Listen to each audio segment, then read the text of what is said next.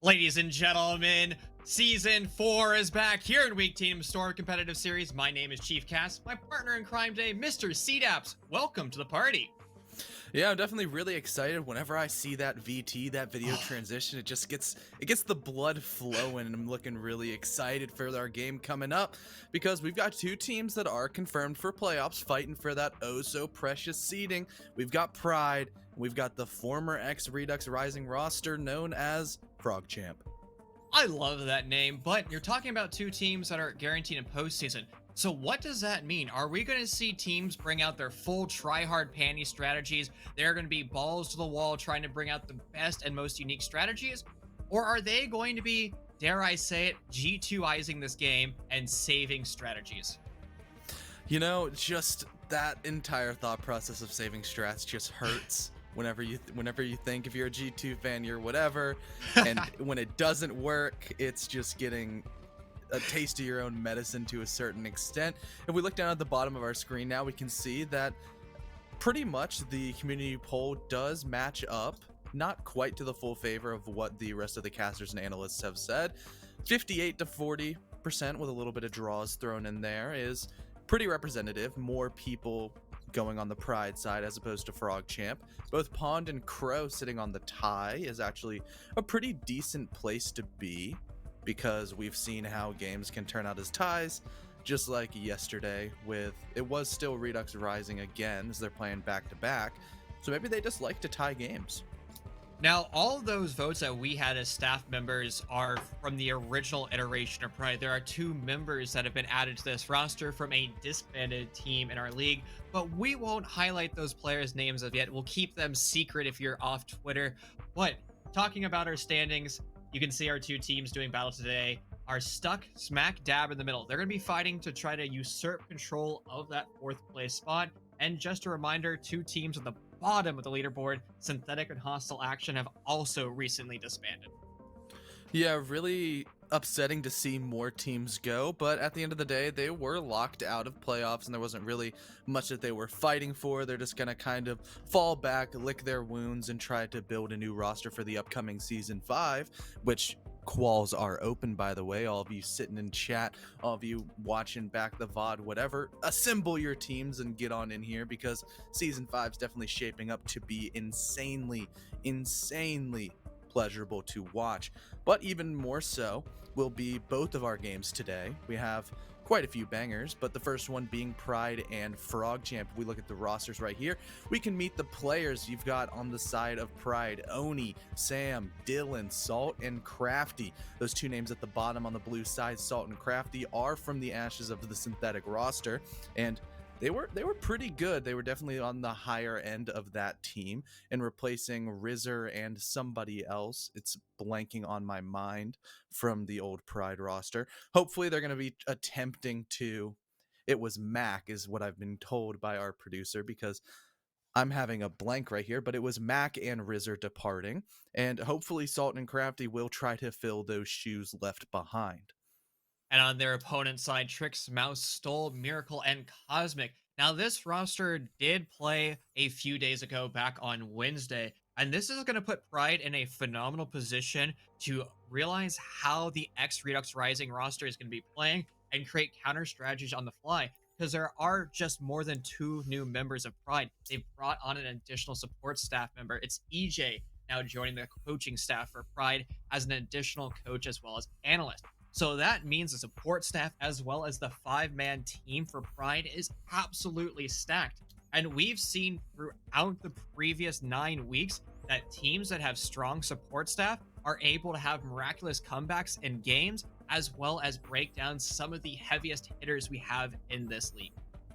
Exactly. For looking at the stats wise, you have Oni is the standout performer on the side of PRYDE, rocking a 1.1, which is definitely very good, considering the rest of the team's faltering just a little bit. You don't want to hinder Salt and Crafty too much, because overall the entirety of the synthetic roster did struggle. They were a little bit out of their comfort zone, and it's hard to be a high performer when the rest of your round differential and everything isn't quite looking as good.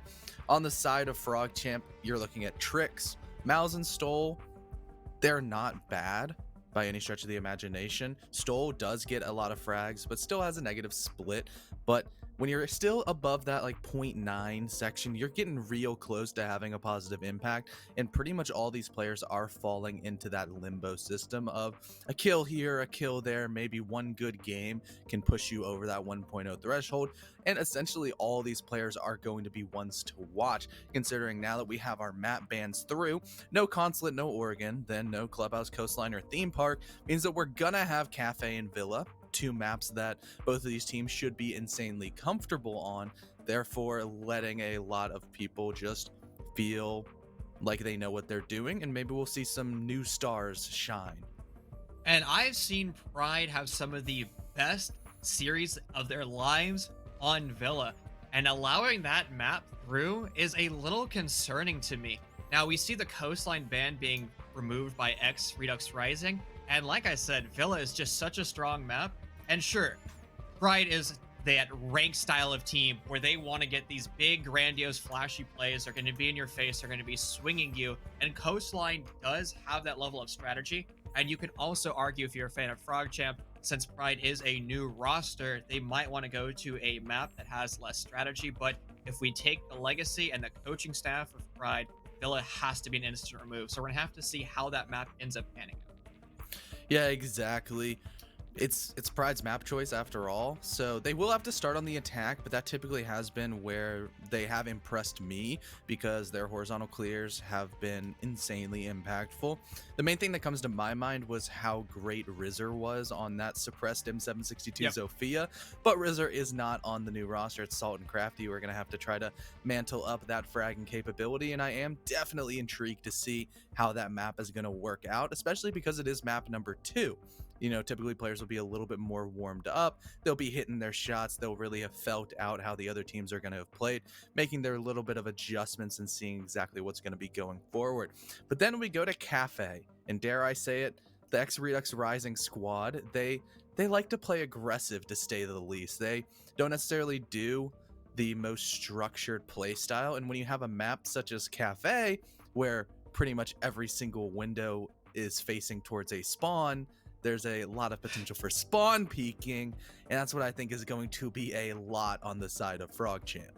And to build upon that a little bit more, we saw on a Wednesday game, X Redux Rising, they went to Oregon and they started off playing very structured. They had a great communication on defense there, moving their deployable shields around wherever the push was coming from, and then they would get slaughtered on the bomb side. They're far too rigid, and they're like, you know what? We just aren't winning rounds. We aren't doing our due diligence with clicking heads. So they said, screw deployable shields, screw traditional ways of playing, and they just started doing exactly what you're saying, flying out windows.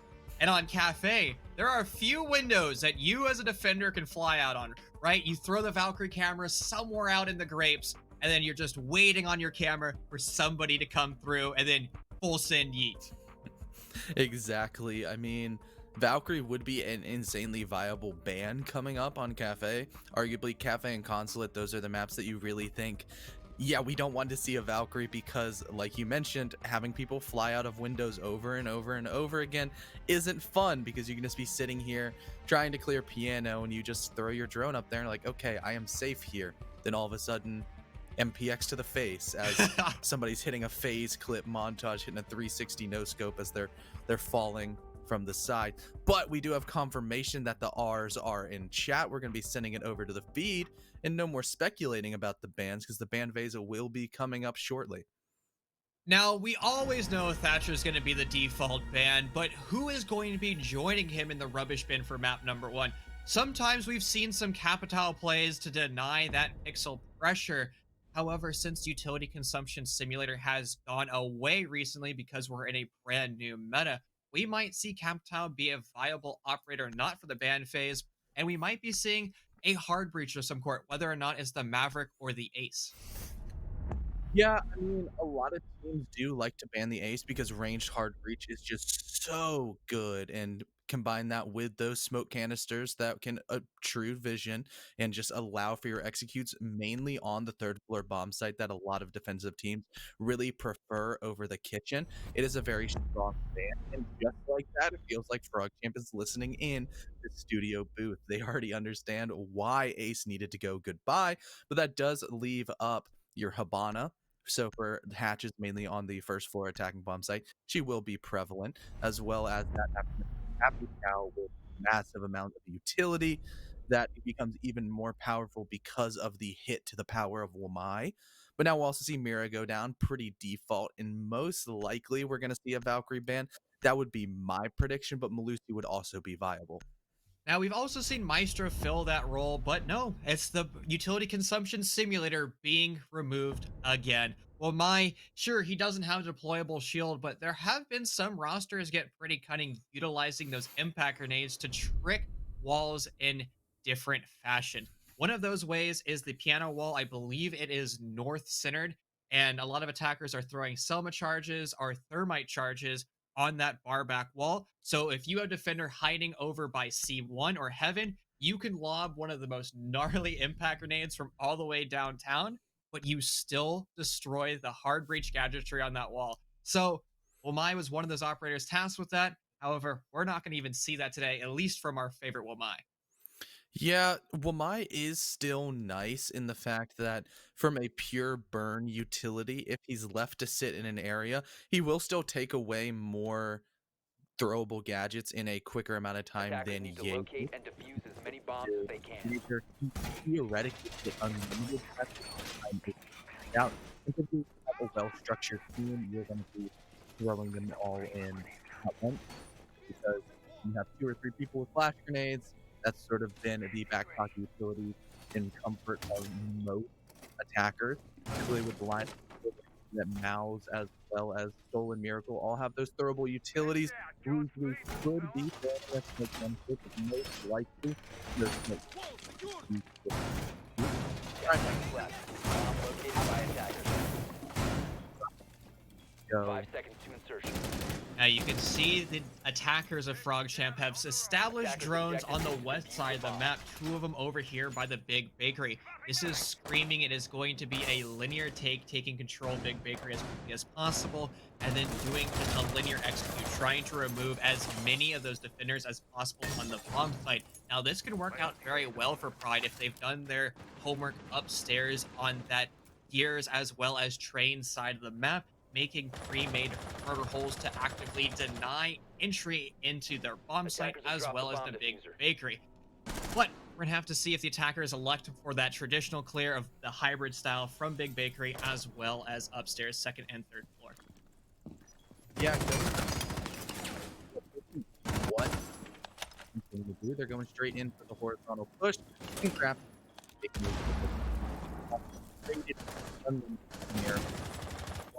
don't have an operator, but Stoll is still going to be able to take the salt and that holding around there from all the way. Attackers recovered the bomb diffuser. That lead that they had.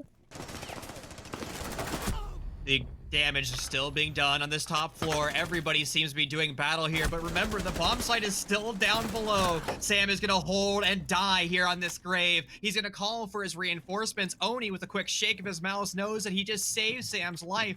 And the push by PHROGCHAMP has diminished so rapidly. They need to go back to the drawing board and understand that they need to push together as a roster if they want to be successful with dealing with the kitchen takes.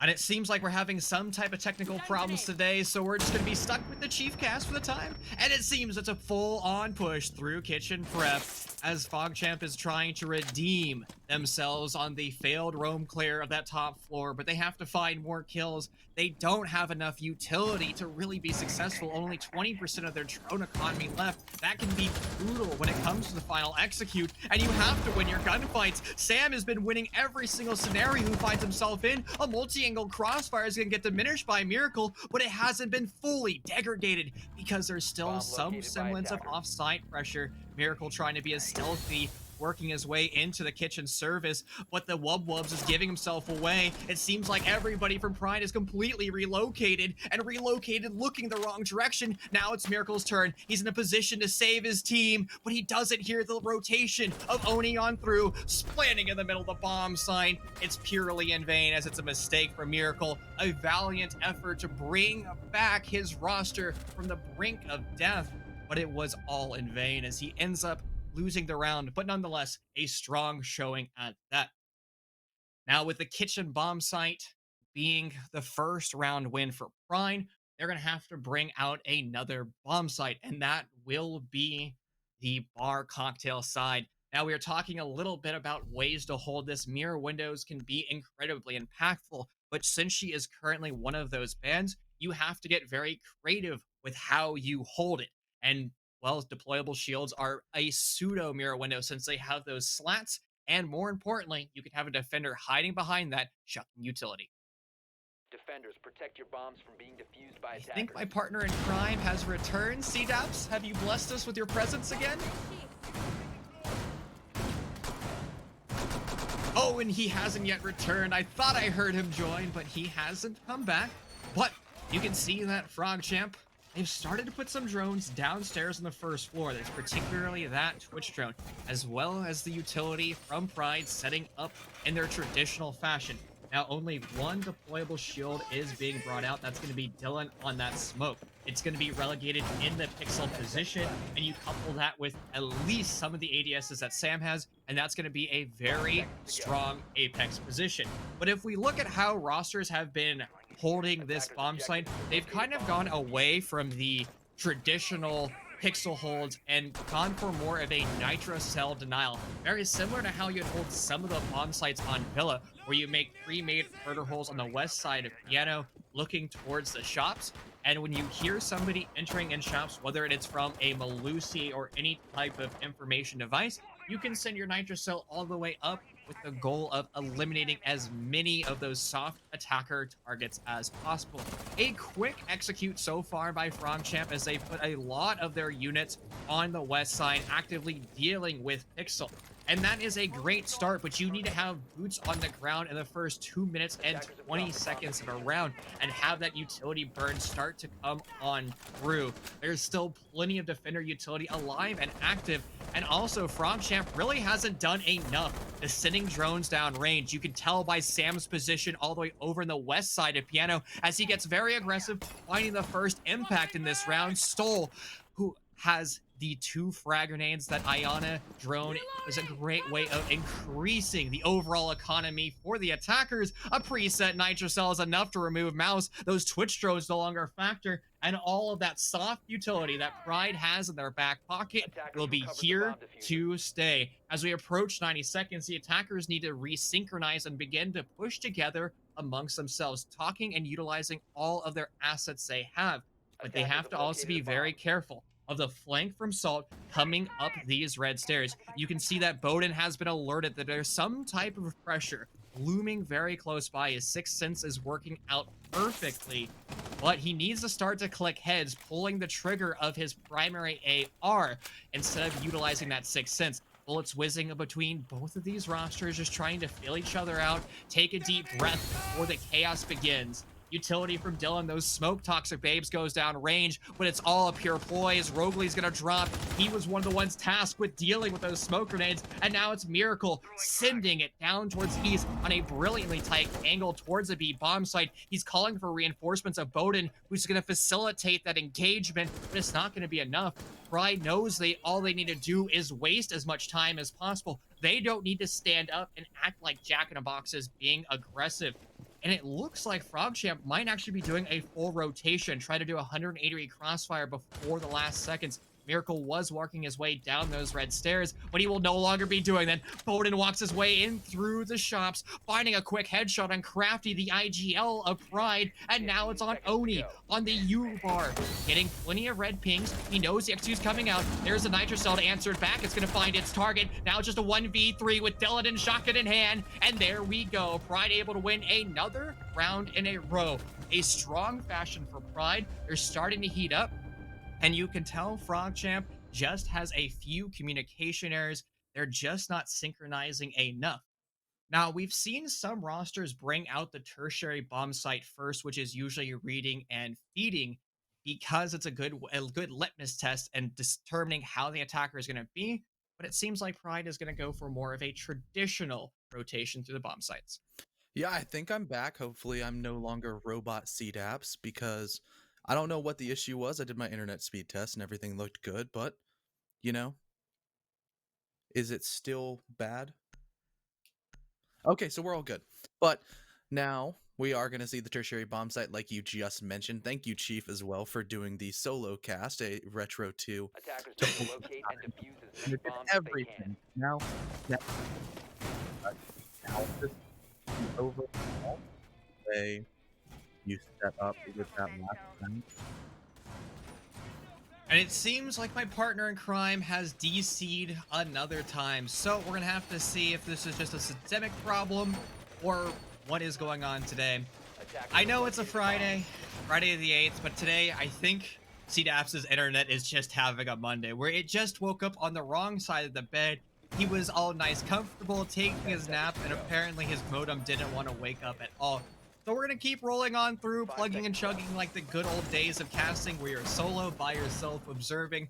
Attackers are moving All to great defuse the casters bomb. start there, and I guess we're going to be Attackers returning dropped the back bomb there. diffuser. Now, the Attackers recovered attackers the have bomb been diffuser. lackluster on their executes, and they're going to try to break that down through the usage of the Ying. Ying is a phenomenal operator at breaking down Apex positions. A lot of IGLs go through the traditional way of identifying utility, calling for reinforcements, breaking it down. It's the whole minigame style of attack. The problem with that is sometimes you can be very stuck in your ways. And the Anchor Buster, the Bunker Buster himself, the operator we were highlighting, stole the Ying, unable to participate in round 3 as he dies walking himself up to the roof. It's a huge oversight by PROGCHAMP, and that's why you have either a drone over by the white stairs somewhere in garage, or if at minimum you upside down rappel, so when you do get challenged, at least you can shoot back. That oversight by PHROGCHAMP is going to cost them dearly, and Pride doesn't need to be as aggressive on this staged roam on the 3rd floor. So a staged roam is where you start to snipe away drones and work your way back. A lot of utility being placed over by Pixel, and that's going to alert any defenders. As soon as the attackers rupture that door, they're going to start to bomb has flood been on located. in. There's going to be a beep beep device, as well as one of those Prismon's mines from Salt Ad on the LF. Still actively holding this cocktail lounge. Salt's just sending a few bullets down range, testing the waters, and daring members of PHROGCHAMP to actively challenge him. Seems like Saltbad is wary that there might be some type of utility on the wall above him, most likely going to be an air jab. He doesn't want to get too aggressive down that door frame because if he does, his life will be almost certainly sacrificed. He's going to go for the drop. It was caught out by a drone, and Miracle's going to be tasked of dispatching our lovely Salt. But he is safely near the bomb site. He doesn't need to get aggressive. Everybody at Pride understands the main asset they have is going to be that time. Sam's going to overextend his life trying to play out the bullet holes in far too predictable of a manner. He's going to lose his life, and PHROGCHAMP able to bring us closer to the doomsday hour, nearly focused on that air jab, is going to be crafty. He wanted to go for the flank, but he spent too long there. Now he's down and out, and it's Pride's turn to fight on the back foot. They haven't been in this position yet in this entire series, and there goes Miracle on a quick 2 kills. It's all going to be on Dylan in a 1v4. He's isolated over the reading room bomb site, and he'll die isolated as Mouse goes for a quick flank. A great read by PHROGCHAMP, and everybody finally starting to synchronize and play together as a unit. Now, tertiary bomb sites are a great way for attackers to get those all important round wins. And depending on the map, those tertiary bomb sites either have the highest win rate for attackers or the lowest win rate. They seem to have these two outliers extremes where the primary and secondary bomb sites tend to be more normal and average. And a great way of looking at the statistic would be on Oregon. Oregon's tertiary and quaternary bomb sites have some of the craziest disparities when it comes to win rates, at the start of NAL Stage 1, we would see Meeting Room become the best bomb site across the entire map, which was why it was a great litmus test for Defenders, protect your bombs figuring from out being how an defused by attacking attackers. roster would end up taking control of a map. Now, going back downstairs and returning to Kafe, the kitchen bomb site was strong for Pride simply because their room upstairs was able to break down PHROGCHAMP at every single scenario. And Bomb PHROGCHAMP located by elected to do attackers. this two-part execute halfway through Big Bakery and halfway on that third floor. The problem with that is it puts far too many troops in one area and in another area. You 10 need to seconds to dedicate insertion. yourself entirely to the roam clear and then make that 5 crucial seconds remaining. rotation over to Big Bakery. Because if you don't have somebody on flank Attackers are watch moving as to well as in defuse the bomb. true hard breach duty, you're going to find yourself in an absolute world of hurt.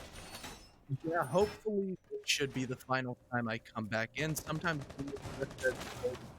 back at once, there's really nothing I can do about it. But hopefully we found a nice workaround where I just keep things on the back end. Hopefully it works out. I'm just praying that it stays stable. What Pride is going to be feeling with their defense stay stable again. Just a few rounds ago on the The side of the attacker's bomb frog, diffuser has been dropped. they started off in round one looking pretty good. They got a couple of picks here and there and had the man Attackers advantage have game. recovered their diffuser. And it all fell apart. And also on the side of Pride, they didn't really have that much of a roam presence. And this time up as a result, that is Sam on the holding up the third. I think my partner has again found himself in the DC bin. What? Again, technology just sometimes says, you know what, I don't want to participate today and help. So sometimes it just doesn't work out your way. Just like some of these attacks from PHROGCHAMP, the first two ones just weren't finding the impacts. Cali charges are a great way at opening up the west wall, but make sure you've droned before sending that utility down range, because if Bomb you're has been sending your located. utility haphazardly, it's not going to connect with its target. That's the brilliance of the Pride defense. Those Cali charges are actually on the second floor, and the explosive radius from them will not clip through walls like Cali was trying. But PHROGCHAMP's in a great position to pounce on the bomb site. Crafty was caught off guard as a result of that, and now he is removed. He is one of those apexes throughout a round where he's always a nuisance and always a threat, but there's still one more threat off site. That is Salt looming somewhere near the second floor, all the way in the laundry room. He can tell that there's attackers just above him. He's going to be very narrow focused on that hatch, but while his teammates on bomb site are dying, he needs to rotate back ASAP. He's going to elect to rotate through those vertical holes, but he still has to be careful because that attacker on the third floor is alive and active. Dylan is down, but not out. He is the apex on the bomb site, and things are starting to pop off. It's a 2v3, but it's all Sam. He's left alone. He's going to have to call for help as quickly as Attackers recovered the possible. bomb diffuser. It's a tango around as everybody's starting to crumble. It's now just Salt. The bomb can go down relatively quickly and for free. If PHROGCHAMP elects to utilize their drones, they still have 40% of their drone economy left, so it could be a free execute, but they don't even need to drone because a 15 bomb seconds is remaining. down on the deck. Saltbad is going to be confirmed on a flank drone. His Attackers position activating will be known, and it's going to be almost impossible to enter in this bomb site. It's a trade back and forth between those two players, but it doesn't matter in the end since there's still two members of PHROGCHAMP alive and active. 4-2 splits are very common on attack, and well, PHROGCHAMP has technically accomplished their goal already. They have won 2 rounds, and any round beyond this is a pure consolation prize. Now, Pride was doing a good job on the roam clear or on the roaming in round 1 because they're able to play off each other. But that's where things started to go wrong. In round 4, they doubled and tripled down on that roam clear or that roaming pressure, and they were playing too much as individuals, and they end up dying as an individual. So we need to see them start to participate a little bit more with each other. Now, that is something that the old synthetic roster tend to struggle with, where they never really Attackers played need to locate with and each defuse other as bombs. well as they should. That was one of the things that the coaching staff at Synthetic was really working on. And I believe Synthetic was capable of achieving that, but unfortunately, they did end up disbanding before that ever happened. going back upstairs to the bar bomb site, and we have seen success here for Prime, and they're going to need to start to win more and more rounds. And that's the most important thing. With these non-true extension into barback coupled by wash, we're going to need to see a little bit more of a burrow held positions over here, particularly Apex being held through those ADSs. And since Wamai is banned, it's going to be even more hard to hold that. That's why you start to couple it with Nitro Cell Denial, and it's going to be Salt Bad on the gentleman with those built-in wall hacks. Pulse himself. We've seen some rosters double and triple down on the Pulse plays, trying to be so aggressive where they're actually flying out the small bakery window to catch the rappel that you see PHROGCHAMP currently doing. If it is well placed, you can just fly up and slam everybody into oblivion, but it is going to be a more traditional style of play where you just sit Salt down there on an island by himself. It can be very dangerous because if Salt starts to get tunnel vision and he looks in just one position for far too long, everything can start to go awry. But PHROGCHAMP hasn't even begun to drone him out, so that is an ace in Pride Champ's sleeve. And it seems like PHROGCHAMP has also learned their lesson the last time they're here. They did get run out on from that west door of Garage, so they're going to be tasking Roguely to hold that for as long as possible, while his teammates repel on the north, or pardon, the south and westmost of those windows. PHROGCHAMP a little bit slow on this execute. They're going to have to continuously move on through. That's the problem with Maverick tricking this red wall. If you just don't do it quick enough, the defenders can have a counter strategy on the fly to start to break that down. Bowden is perplexed by this wall over here. He just can't get it open for his life, and he has to be very careful the Nitro Cell doesn't go up.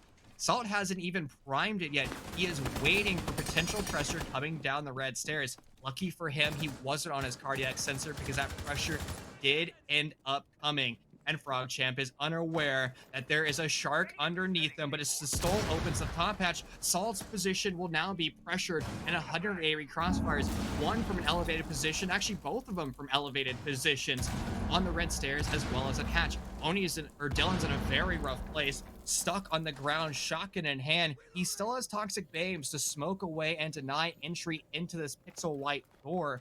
But he has to be careful with how he utilizes that utility. He only has 20 seconds of denial, and as there's 45 seconds left in the round, that denial is incredibly important. Oni's going to start things off here in round 5 with a very quick kill, going for an aggressive wide swing, and that is one of the most important operators, the Sophia of Miracle. Broken down, he can stun lock the defense, and Oni's going to have to go for more. An ill-advised challenge for Oni, though, as he's shift W's his way into his death.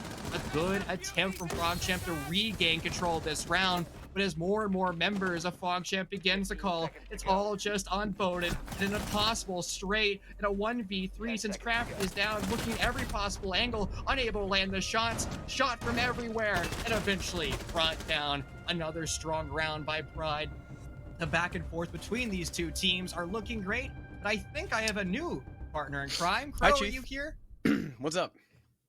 Welcome. I have been thrown into the fray as my good friend Connor is having trouble with his vMix packet loss. There's this thing that vMix does sometimes where it will just not work. So I'm here now. How's it going? I am doing great. Honestly, it's a Friday. I'm happy. It's Storm Competitive Series Friday, and I'm casting with you. I mean, Connor is wonderful. I love casting with Connor. I also like casting with you, so cheers. This is actually is this our first time? So we've casted once before, but we casted 2 rounds because I was subbing in for somebody. That's what it was. So we'll call this like a 2.5er or 0.5er. I don't know. this is our first, probably our, well, actually I guess next map would be our first official full map if Connor's thing doesn't work. But let's talk about that last round. So Pride really didn't do anything spectacular. A lot of that round was down to PHROGCHAMP, who, by the way, are a bunch of posers and sound exactly like POGChamp.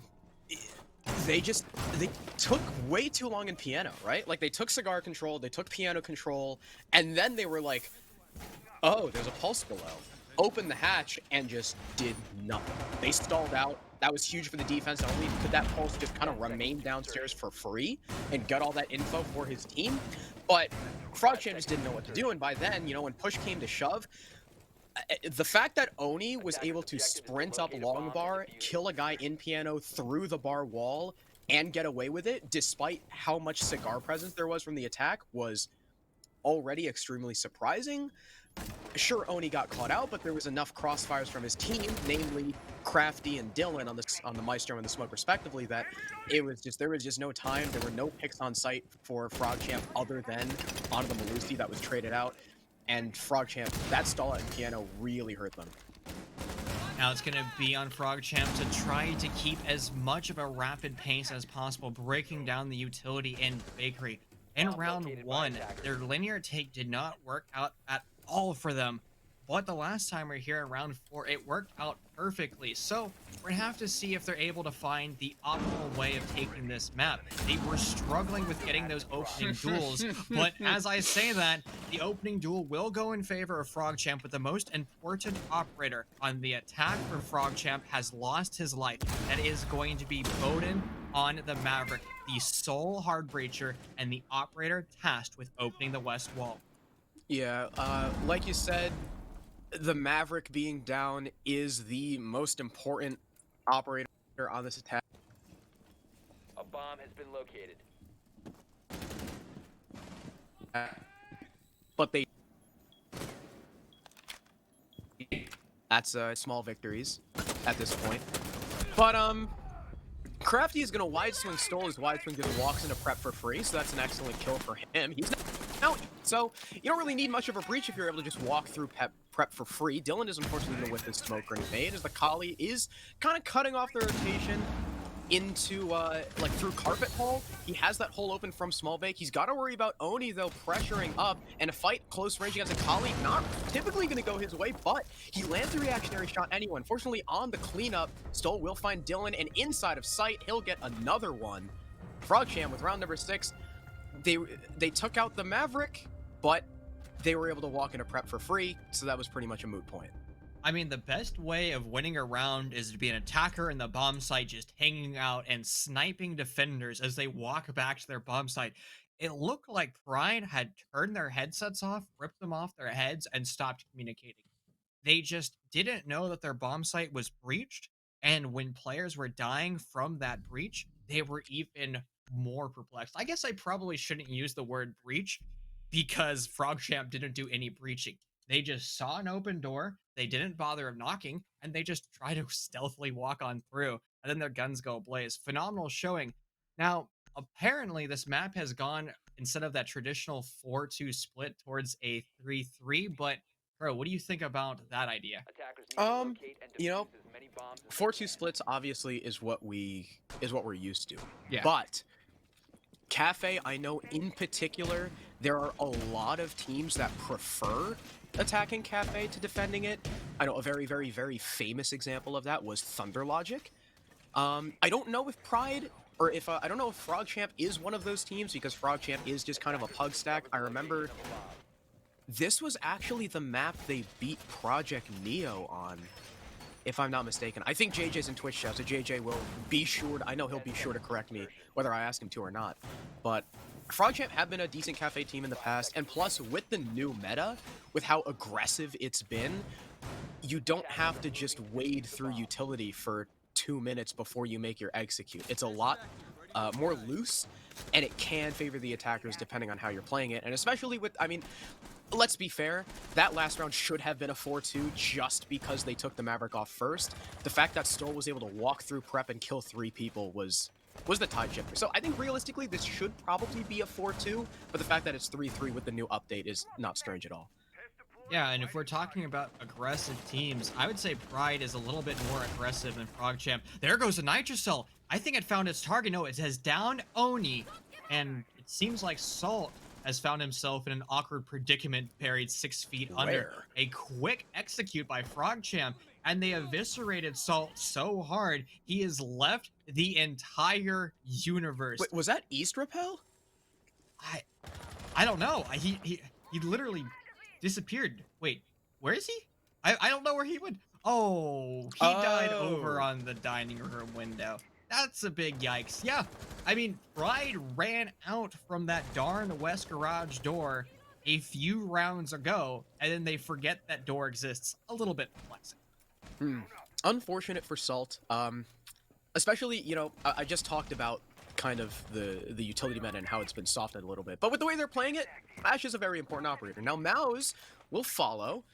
That's a C4 off the board. Of course, the Malusi's utility is already out, so it's not the biggest loss in the world, not as much as an Ash would hurt, but luckily for the attack, you've still got nades on Oni, you've still got the destruction from Sam as well. You're going to try and burn out those ADSs, take the player off of the pixel shield, and there's the nade to go through. Of course, it will actually be burned by an ADS because there were two there, and they didn't clear the first one with that original stun from Sam. Oh no, Sam used an impact? Alright, that's a misplay and a half. That's a big oopsie, but at least teams are going to start to collect heads, so that's the best way of rectifying your mistakes, just winning your gunfights. Now, the attackers of PHROGCHAMP are in an excellent position to be successful with their first round on attack. They have plenty of their drone economy to clear and confirm the location of the remaining members of Frog, and they can utilize that information to create a quick counter strategy on the fly. That's why Crafty was picked up for this team, because he's great at breaking down those mini games. Sam's just going to walk his way into the bomb site, but there might be an oversight in the round for Pride. They're not prepared for the nitrocell denial from underneath. The nitrocell is gripped and ripped. It's sent upstairs, but it doesn't find its target. The soft supports are going down, and now it's on Bowden to come back in this round and save his teammates. But he's stuck and locked on the red stairs. He's going to get confirmed by the air jab, yeeted into oblivion. It's just a free shot for Sam as he gets the information. So Pride really saving themselves on that last minute execute. So what we saw in the mid-round, the reason why I said that was a huge misplay from the attack was when they were clearing that pixel shield, there were two ADSs stacked up. The first Zofia lifeline, that was what I assumed to be a stun to burn the ADSs, was actually an impact, and I think it completely missed, because both the ADSs still had charges, and thus when Oni goes for the nades, they both get eaten up, so the pixel shield still persists. But because Sam was moving towards the corner as they cleared it, the Mozzie of Bowden felt a little too pressured to play and gave up the position anyway. So sure, it used a hell of a lot of utility, but they were able to take Pixel in the end. And the fact that they, were able to just collapse on site and had a really good refrag game, actually, now that we mention it. Their refrags were absolutely on point in that round. They're now going to take the advantage 4-3, and in a 3-3 split, like we saw from the first half, so we can't really say whether it's attacker or defender sided yet. Every round you take will count in a 3-3 split. So Dylan has 20 diffuses and plants in the past 10 weeks, and Mouse has had 15, and we haven't had a single bomb go down. That is perplexing. Those are some incredibly high numbers. Now, sure, it's not quite like the emergence macro strategy, which you might be casting later tonight, where their whole job is to get the bomb down. Now, you do have a Goria, Moved, and Clouds and Bin on your team who just click heads, and sometimes putting the bomb down, well, it just doesn't matter because the entire roster is dead around you. But I like to see teams play the objective more. That, to me, is a sign of a good roster. If you have the idea, hey, we're going to try to plant this bomb site, all of our strategy is going to work around that. Now, obviously, that means you're going to have to win gunfights, you're going to have to take control, but you have that contingency plan if your firefights don't end up panning out. You know what else we have to mention? Sam is 12-5. He is putting up the numbers right now, and especially he was playing, he was Jaeger on the defense. I didn't see most of the defense. I think it was Jaeger in the last couple rounds. Now picking up the Zof. I mean, that's exactly what you want from him. He's 12-5. That is a 2.4 KD, I believe. So he's absolutely eaten up. Now, of course, the rest of Pride are negative, but when you've got one man popping off and you're still in the lead because of it, then, I mean, more power to you. PHROGCHAMP, a little bit more, I mean, they're not as top-heavy, but they're still top-heavy. It's Stolen Miracle, currently stealing the show, no pun intended. But Assault is coming in and clearing. I mean, it's only a minute 15 down, and they already have control of the top two floors. Yeah, PHROGCHAMP needs to put a little bit more of their utility and manpower up there to deny as much time as possible, because the name of the game for this bomb site is Ooh. removing the ceiling. Now, the other option is removing Sam, who you're highlighting is the best performer, not only on Pride, but in this lobby, and back and forth between the two best teams. Now, Stoll can be the operator and the person on the roster that doesn't see the gunfights. But when he is needed to take gunfights, he will win them the majority of the time. That's one of the luxuries that you have when you're an SMG-11 God and Smoke player, like Burt Turkey was on the old, Burt Turkey. Redux Rising roster. And Saltman, another operator known, or another player known for just absolutely eviscerating me. Yeah, it's a good pick through the floor. You're knocking off the Legion, making sure that he can't continue to regenerate those goo mines, because of course, it's not a point that's talked about a lot, but when you have them at the precipice of the site, you got a goo mine in your foot, you can't plant. That can definitely knock off a decent bit of time, but as we were talking about that Salt, the other entry is also going to go down. No more of his utility on the board. Miracle, though, he's distracted by the air jab, but Oni doesn't peek! That is unfortunate for Oni. Of course, you can't really blame him. He didn't have the intel, but he will be confirmed by Miracle afterwards by grace of that impact grenade. And Crafty is playing too passively to catch him on the rotate. He'll be able to get into Harry Potter. Nomad as well will hit an air jab and be collected by Miracle and Rogley with the finisher. PHROGCHAMP with round number 8, as after they got control of those top 2 floors, they're cleared down and their vertical play just did not go as planned. I was about to say, defenders get so tunnel visioned on these staircases where they're just trying to jiggle peek and alt walk their way to shooting air jabs that far too often do they die. But I think that also brings up another strong point. Attackers rely far too frequently on air jabs. They get shot away for free. And now let's go back to Gridlock. She was the most played counter roner on this map for a very long time. It was about a year streak, then all of a sudden Nomad started to come back through. I am still a fan of Gridlock because she makes a lot more audio cues. If we take the understanding that Nomad charges are always shot like they've been throughout this entire game, at least force the defenders to shoot 6, 7, 8 times, and even if they're mailing, it still makes a very large sound. Yeah, that Crafty is alright. Yes. I was If you're an avid viewer of SCS, you likely already knew that. Crafty and Salt coming off of the old synthetic roster. Who did Pride drop? They've dropped Mac and Rizzer, the suppressor specialist. That's who it was, the furry. They got rid of him. Both of them, actually. Oh, really? They were both furries? Yeah. Ah, they got put down. That's what happened. PHROGCHAMP. I just cannot believe that Oni didn't peek there. If he peeked, he would have had Miracle. That could have been a completely different round. You still have your sledge. There's still a minute to go. You can do the sledge thing. But it was not to be. And we're still at 4-4 even. These two teams seem to be pretty deadlocked here on Kafe. I don't know what the history of these teams is on Kafe in this league, but they both seem decently competent. Okay, so that angle at the top of the red wall allows you to do this. And if an attacker gets caught out by that, I will be sad for them. Yeah, that's one of those common angles where you just scratch your head like you should know better. But sometimes, even in professional play, the most basic things you just die to because there's so many things to focus on. There's like a million billion things that your brain has to process, and about 100 of those information sources are good. One of the most important information sources are going to be window repels and bullets impacting your body. You have to at least react to it. Now, Miracle is saying that he didn't have sound, so c'est la vie when it comes to in-game clusters with the audio engine. Well, Miracle's dead. Another opening pick for Pride. No more C4. So again, every little bit of utility you can take off the defense, it helps. It's not the biggest deal in the world, but it helps. Again, very aggressive on this Pixel shield. Pride have not even cleared it out, and yet Oni is still kind of trying to jiggle peek it. They're actually going, look at that!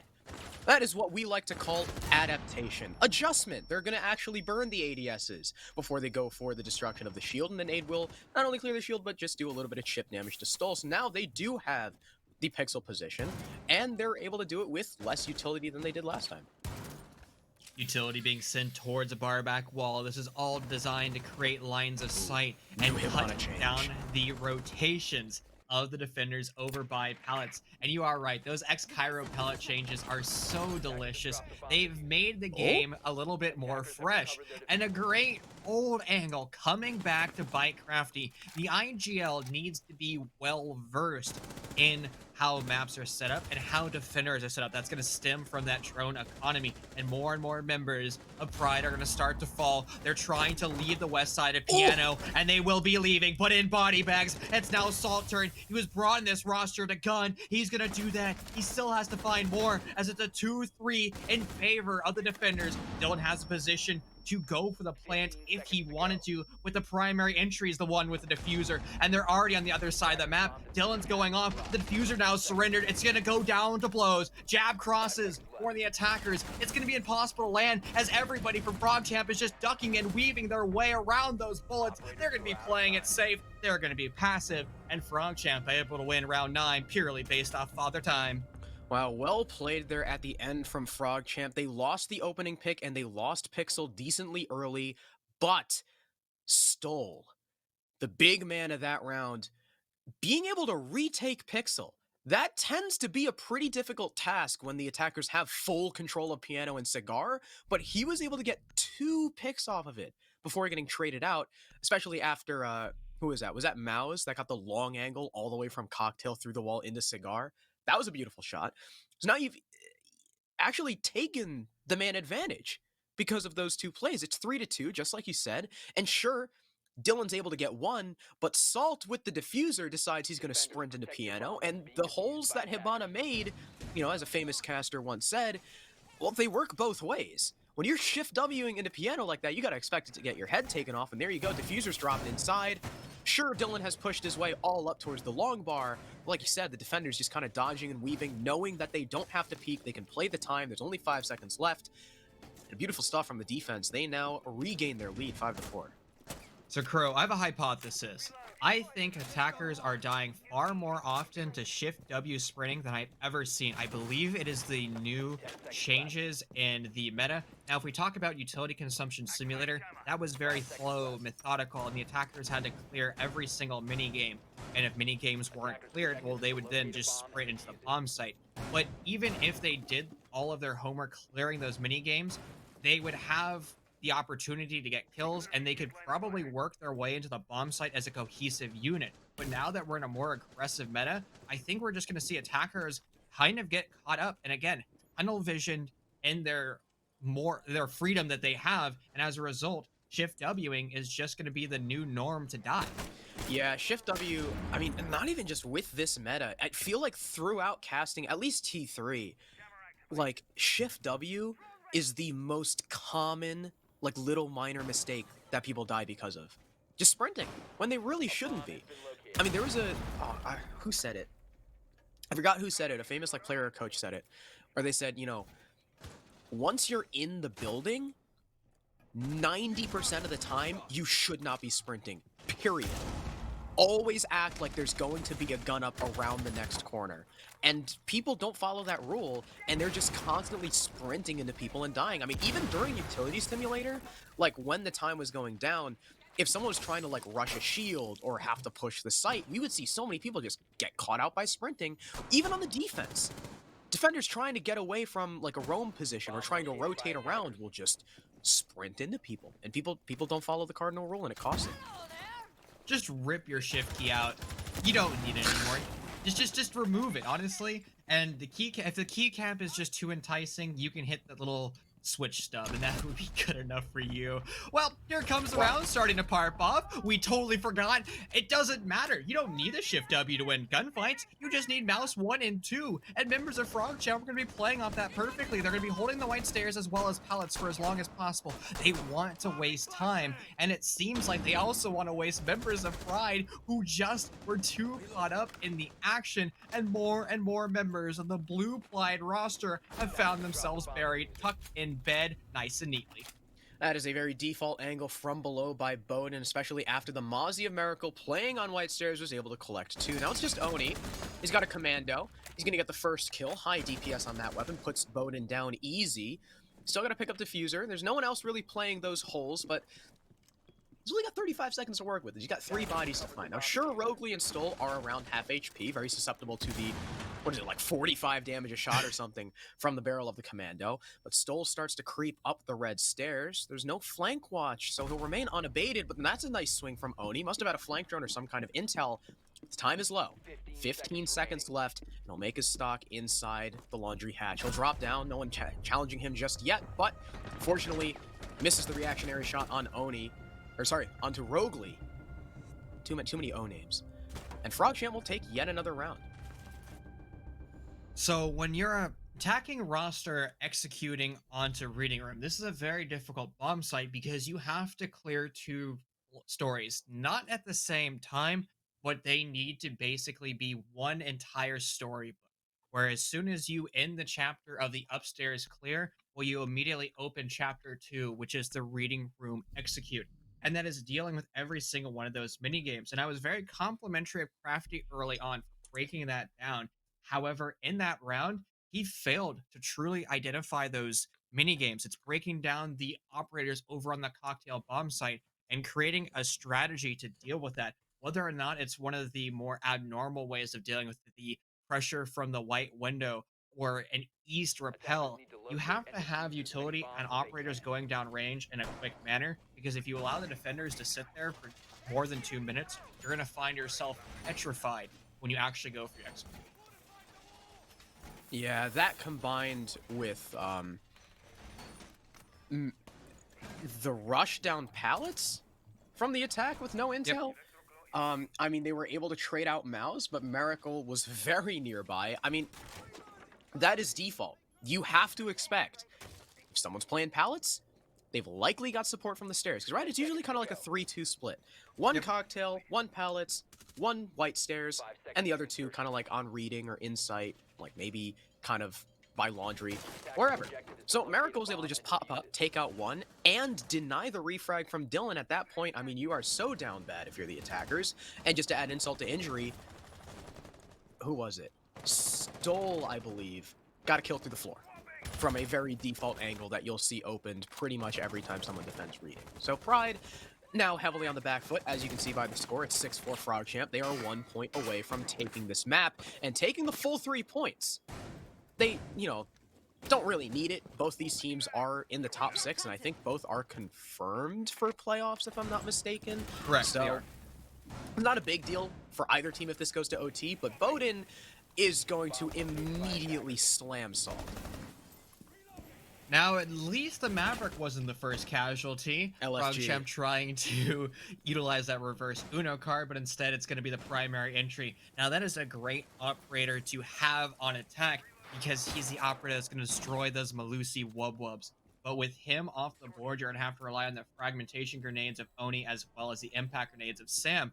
And it seems like Stoll is trying to emulate that Rizzer energy with that suppressor. He has learned that PRYDE loves to have suppressors. Well, he's going to reverse engineer it, theory crafted into his own weapon to send suppressed bullets without tracers downrange. Oh, well, not anymore. He's not, as he tries to take a tight angle against Sam, and Sam wins that fight. So even 1-for-1, Ash for Jaeger. You know, it's an okay trade, but as we always say, you know, a pick on the attack matters a whole hell of a lot more than a single pick on the defense. Miracle has also not been taken out of the top floor, so he'll be able to just remain upstairs and pretty much deny either prep or the bakery wall. But Crafty through the Maverick wall is going to take out BO2. No more Cade, no more C4, so again, that's something, but he'll be traded out by Mouse. Now your primary diffuser planter is gone.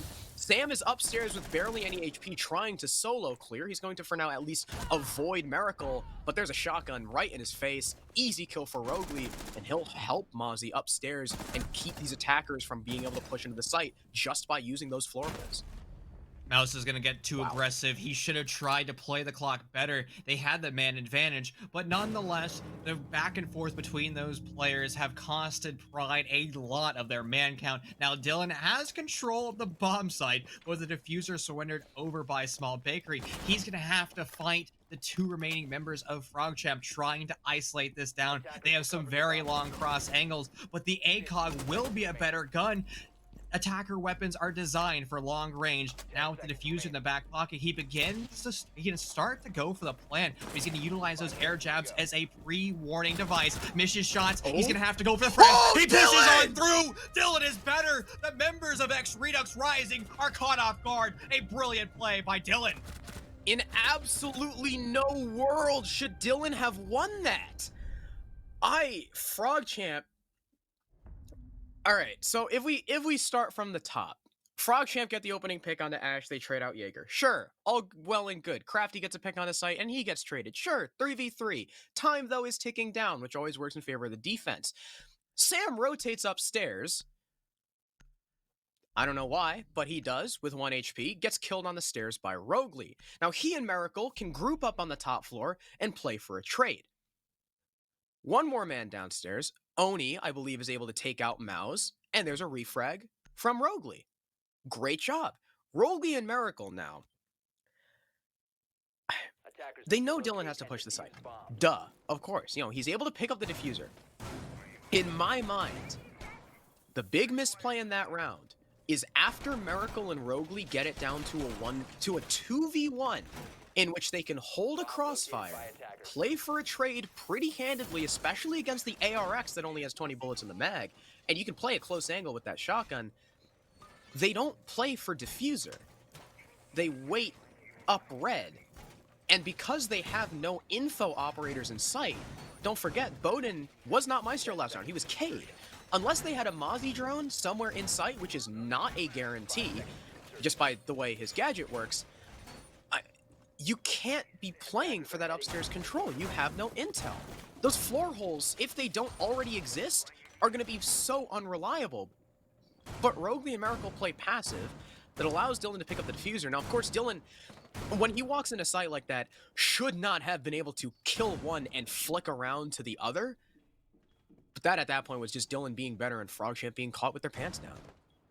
Honestly, those are one of those rounds where you just see happening and you have a smile on your face afterwards. We all love to just see that action pack, but blunders are something that you cannot rely on. Pride still has to fight from the back foot. Stoll is going to be aggressively challenged from the white window. He's going to lose a lot of HP, but Sam cannot re-challenge this angle, and he does. He will lose his life as a result of it. Once you send bullets over towards the white and towards Pixel, you can't re-challenge because the defenders will be able to set up on you better. Now, sure, you have the long-range ACOG, but it doesn't matter. All they need to see is the top of your hair, and then your forehead is removed from your body. Sam, as you were highlighting, has been the best player for Pride. He has been a little quiet over the past few rounds, and he's going to go quiet once again. Relegated to flank watch drone duty. Assault just walks on through. He says hello and goodnight simultaneously. Wow. Goodbye, Stoll. So now, again, your top 2 performers for Pride and PHROGCHAMP are off the board. Now, luckily, if you're PHROGCHAMP, you've still got Miracle. He's 12-7. He's still a big part of this defending lineup, but he's also one of the guys that kind of tossed last round. Rogley, though, the smoke will get taken out by Dylan. That is a huge pick, not because of the impact Rogley has been bringing as a player, not that he's been doing bad, but it's more important from a utility aspect. You no longer have the smoke grenades. That is 30 seconds of denial no longer available, though Mouse is sure to answer back and equalize us once again. These two teams so far, I mean, throughout this entire map, we've barely seen a dominant round. Most of them are down to like 1v2s, 1v1, stuff like that. And so far, I mean, that theme is going to just keep going. We're at a 3v3, 50 seconds left, but as the time ticks away again, that only works in favor of the defense. They could still have an Evil Eye in sight. They still have the C4 on Mouse, but that's going to bring things back in the attacker's favor. Oni, with a very well-placed nade, is going to take out the bathroom player and allow his team to start either pushing white or into freezer.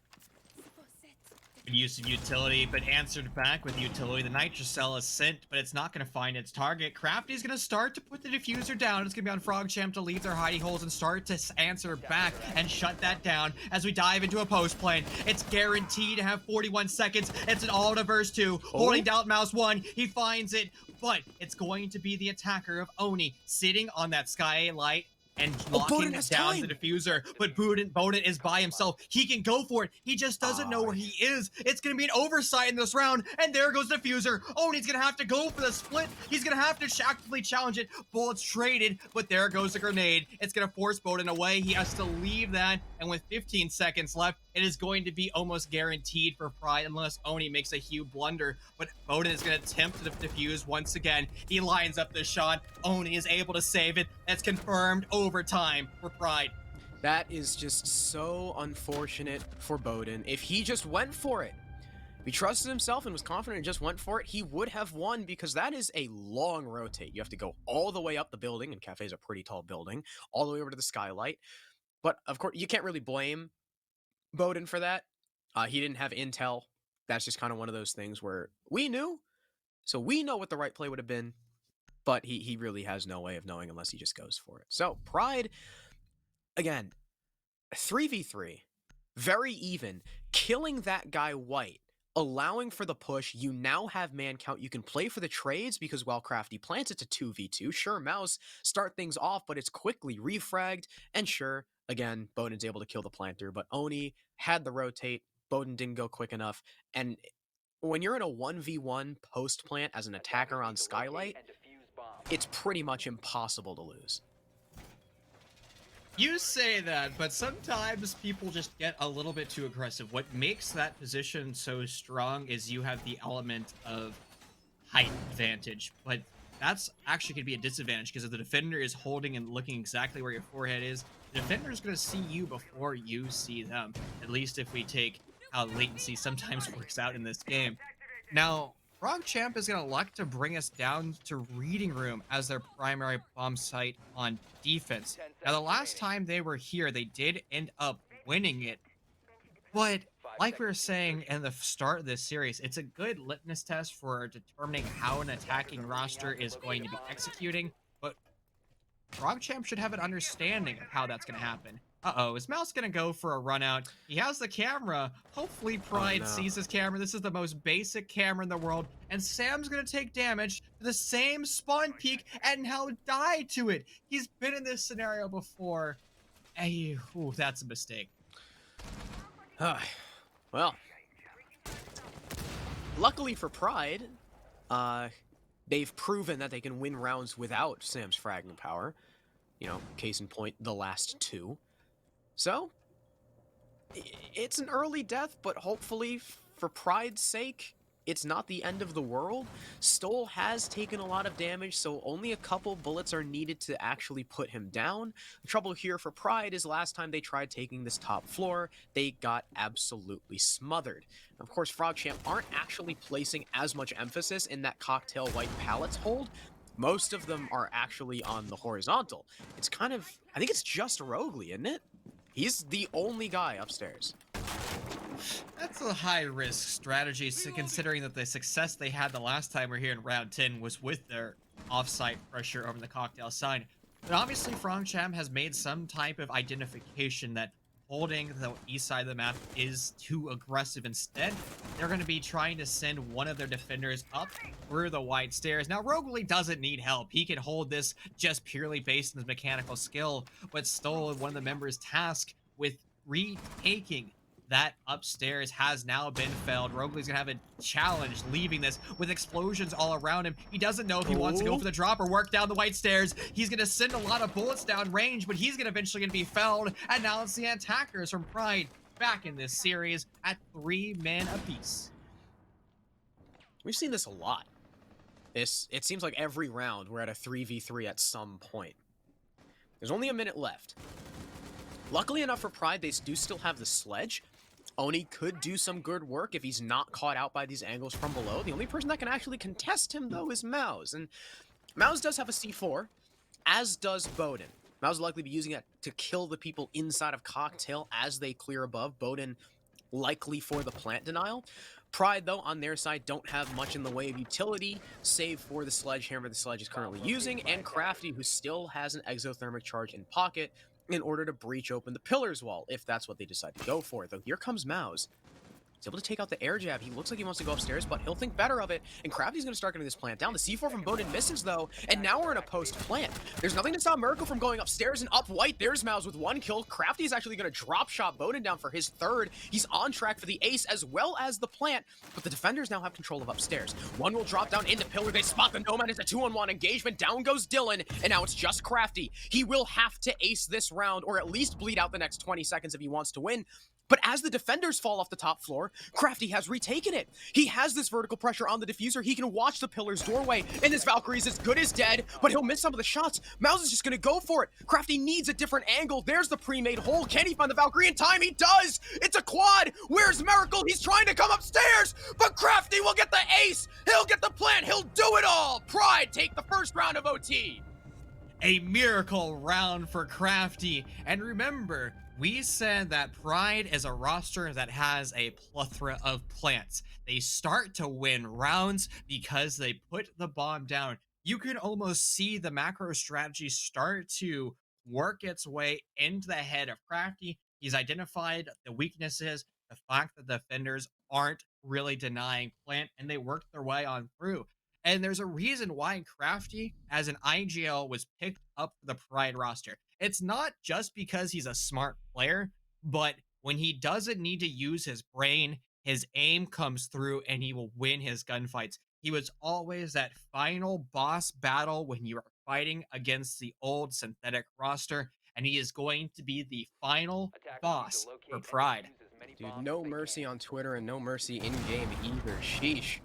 That ace putting him on 12 and 11 right now. Pride, again, they clear upstairs.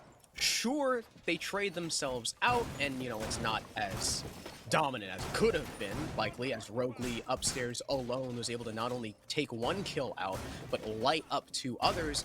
But Pride are able to keep step. It's 3-3 going to the last minute because of Oni's top floor pressure that forces one of those defenders, namely, I believe, who was the, dude, I'm already forgetting. Who was the Valkyrie? 5 seconds left. The Valkyrie Was it Mouse? Mouse. So that forces Mouse to come upstairs. But as Mouse also goes upstairs, so does Miracle. So that leaves just Bowden to try and deny plant. But he can't with his C4, and he's too scared to swing because there's cover from not only upstairs, but also the pillar's doorway, thanks to Dylan. Crafty's able to confirm the plant, and coming off the plant, drop shot, drop shot Bowden into oblivion. Now, luckily, the defenders are able to retake top floor and kill the guy pillars, but it wasn't enough. They had to go for the defuse. They wasted way too much time. 2 players being upstairs in that situation, maybe not quite the play. I mean, it worked out for the pillars kill, but it ended up losing you the round, and Crafty was just simply better. And now Pride, they're 1 round away from winning. There's a reason why these rosters are sitting at 4th and 5th place in the series with only a 2-point difference. That's because these rosters are very close in skill, and they're just gonna go at each other the entire distance. What are you doing, Stoll? Looking the wrong way. Far too focused on bar 2, which is known as Shaiko Box now, and he's gonna lose the majority of his HP, relegated down to 26 points. That is going to be rough, but Salt is in a worse position. He's basically stuck in reading room. He won't be able to leave. He's going to be gunned down as well as his teammates. So now he's locked on that 2nd floor. He won't be able to do anything. But as I say that, Miracle just shows his head too much. He loses his life, and it's still going to be on Pride. The 2 members on site, and with Salt fighting his way up a staircase. It is dire straits for the defense, but it's looking a little bit better, and Oni has to be very careful of his micro positioning, working closer to the default plant. Like you said, Stolen Dylan now at just about even HP, but the rest of the lobby currently at full. It's not going to stop Oni, though. He'll take out Bowden. He'll take out the Maverick, and what a flick from Salt. Good night to Stoll, finishing off that Ash from earlier, and now Pride are holding on to the man advantage. They still have smoke. They've still got 2 gas canisters and a C4 from Oni. Utility in their hand, but what was that timing? Oni's going to switch weapons at the wrong time. It'll result in his teammate's death, but at least he's able to trade it out. Dylan, though, he'll go down on the floor, and now it's just Oni against Mouse. C4 out, it'll miss, and this 1v1's going to go down to the gunfight. Ring Around the Rosie. There, it's going to be the most lethal game of Dance Dance Revolution. But time is on the side of the attacker Mouse. He has 2 drones that he could confirm the location of Oni, but for every second he works his way, it won't work out well for him as Oni sidesteps him and finds the kill. Pride came back in this round. They weren't the first roster to match point. It was their opponents, Redux Rising. A brilliant showing by Pride. It took them a while to synchronize and fill themselves out, but they're here to play. And with that map win, they have now tied their opponents on the leaderboard, but they are still going to need more points if they want to usurp that 4th place control. Yeah, what a map for Pride. They were down, what was it? They were down 6-4. 6-4. And they ended up winning just 4 in a row, absolutely unstoppable towards the end of that map. Kafe being their playing ground. I think we saw, actually, they beat Emergence as well on this map, didn't they? I'd have to go check my notes. I feel like that was the other, like, that was the one Pride game I'd casted before this was against Emergence. And I think they won Kafe, so they'll continue their dominant streak. I mean, it went all the way. It went 8-6. At least PHROGCHAMP, for confirming OT, doesn't leave empty-handed. But like you said, Pride now overtake them in the standings, and PHROGCHAMP are going to have to show up big on the next map if they want to retake their 4th place. I just have to say that PHROGCHAMP logo is brilliant. I love that. My God. And speaking of PHROGCHAMP, that has been removed from Twitch. Hey, we can't say that anymore. Oh, you're right. I can't use that. No longer politically correct. You know what you can use? You could use the Chief Cast Pog. There you go. Is that a thing? That is a thing. I think it's CCS TV Chief Pog. That's what you use, ladies and gentlemen. So if you're in Twitch chat and your favorite team is winning, just send it downrange. You can also use Happy Chief. That's another emote we have. Perhaps. I prefer PHROGCHAMP. Oh, I see how it is. PHROGCHAMP is mine. I gotta return monkey. What's map 2, by the way? Want to guess? I wasn't here earlier. All right. I'll let you guess. You have 6 maps to choose from. Oh, or producer Furby just gave it away. It's Villa.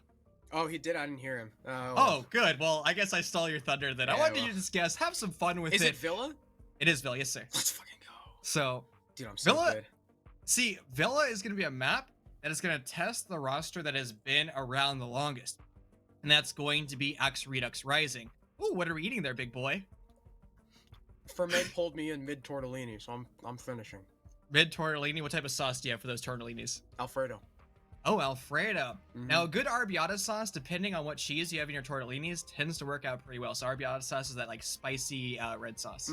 That's true. I'm not too much of a fan of tomato sauce though. I think I prefer the Alfredo. Oh, interesting.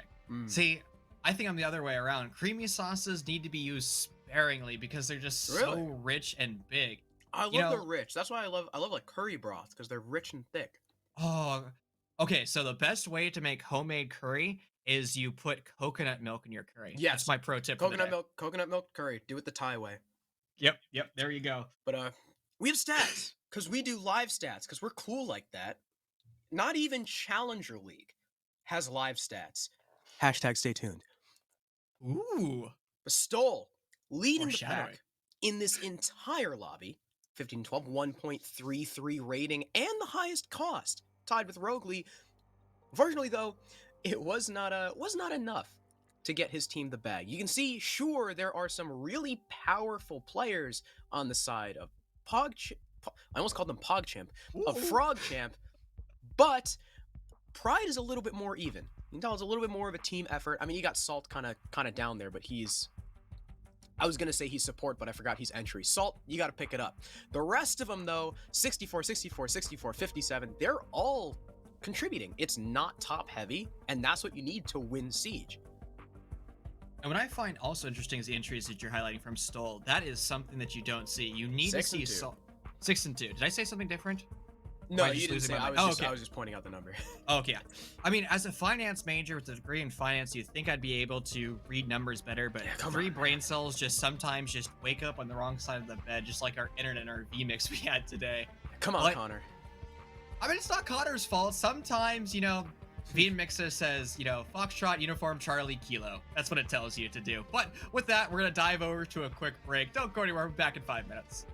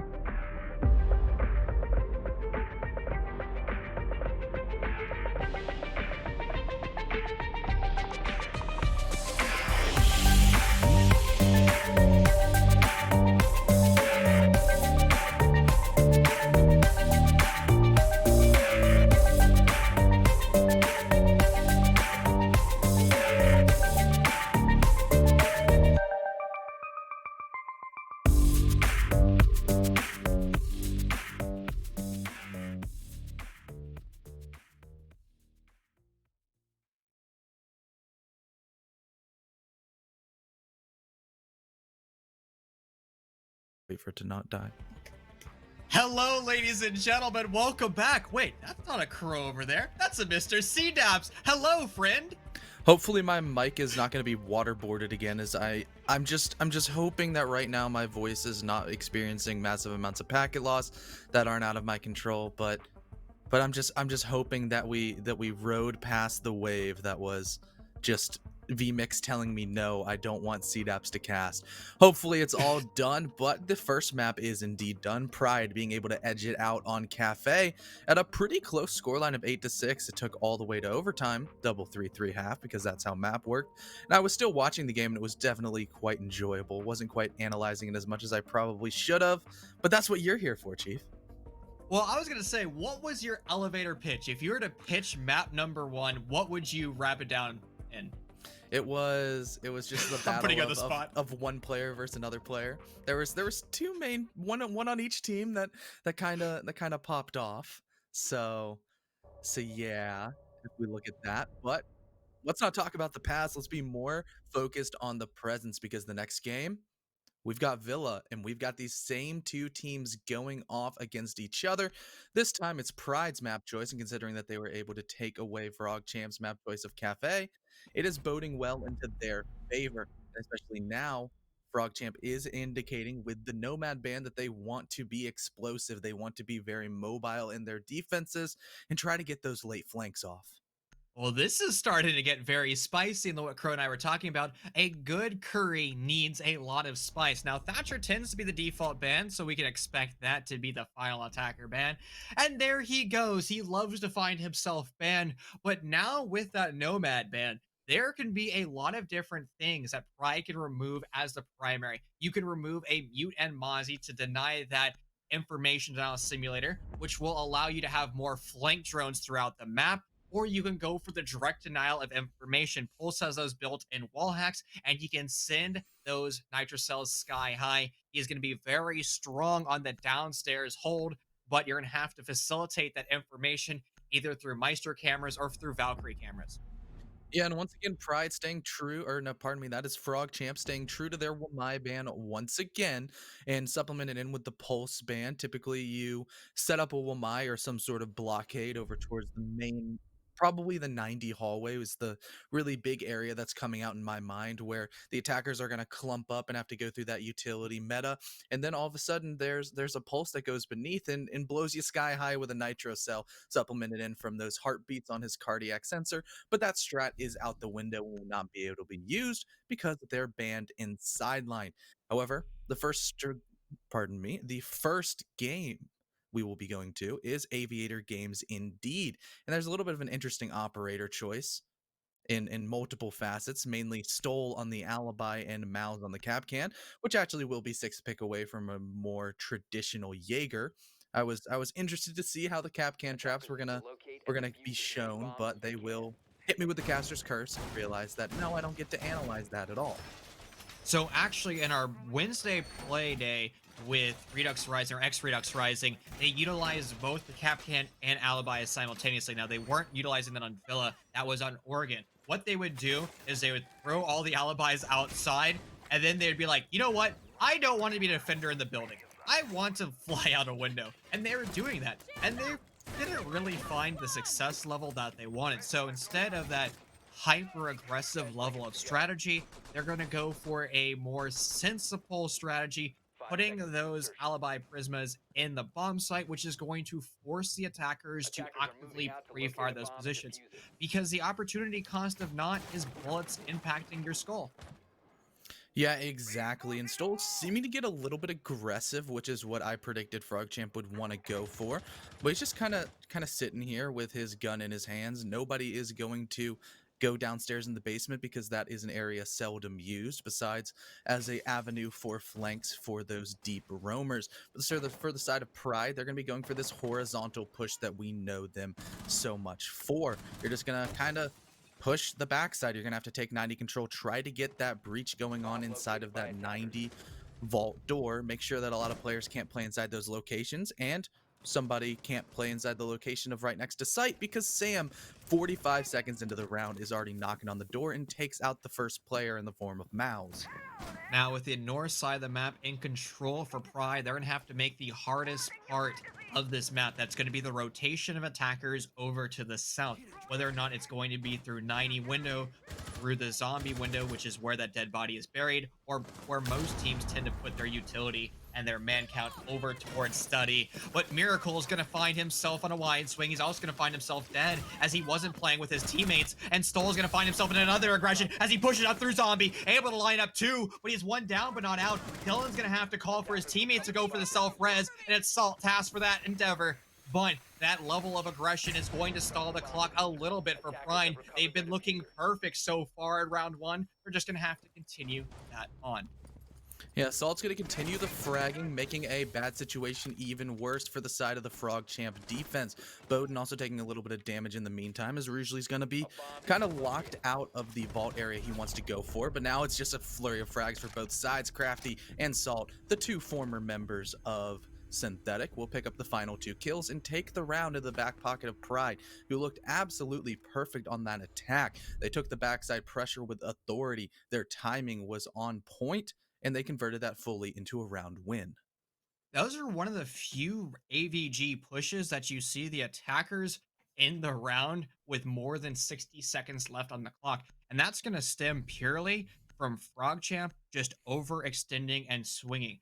Now, on the reciprocal of that, we've seen PHROGCHAMP not be able to do that, where they play as individuals and they die as individuals. This was the first round over the past week where we've seen them actually attempt to push together as a cohesive unit, but they still haven't yet figured out the timing of that. It's going to be on all 5 players to say, hey, we're being pressured over from the north side of the map. It's going to be partly through lamp, partly through zombie, as well as through trophy window. What we do is we're in a wide swing for maps. We're in a wide swing from 90. 3, 2, 1, execute, and then they go for that wide swing. That countdown hasn't yet happened, and as a result, PHROGCHAMP is just finding themselves buried.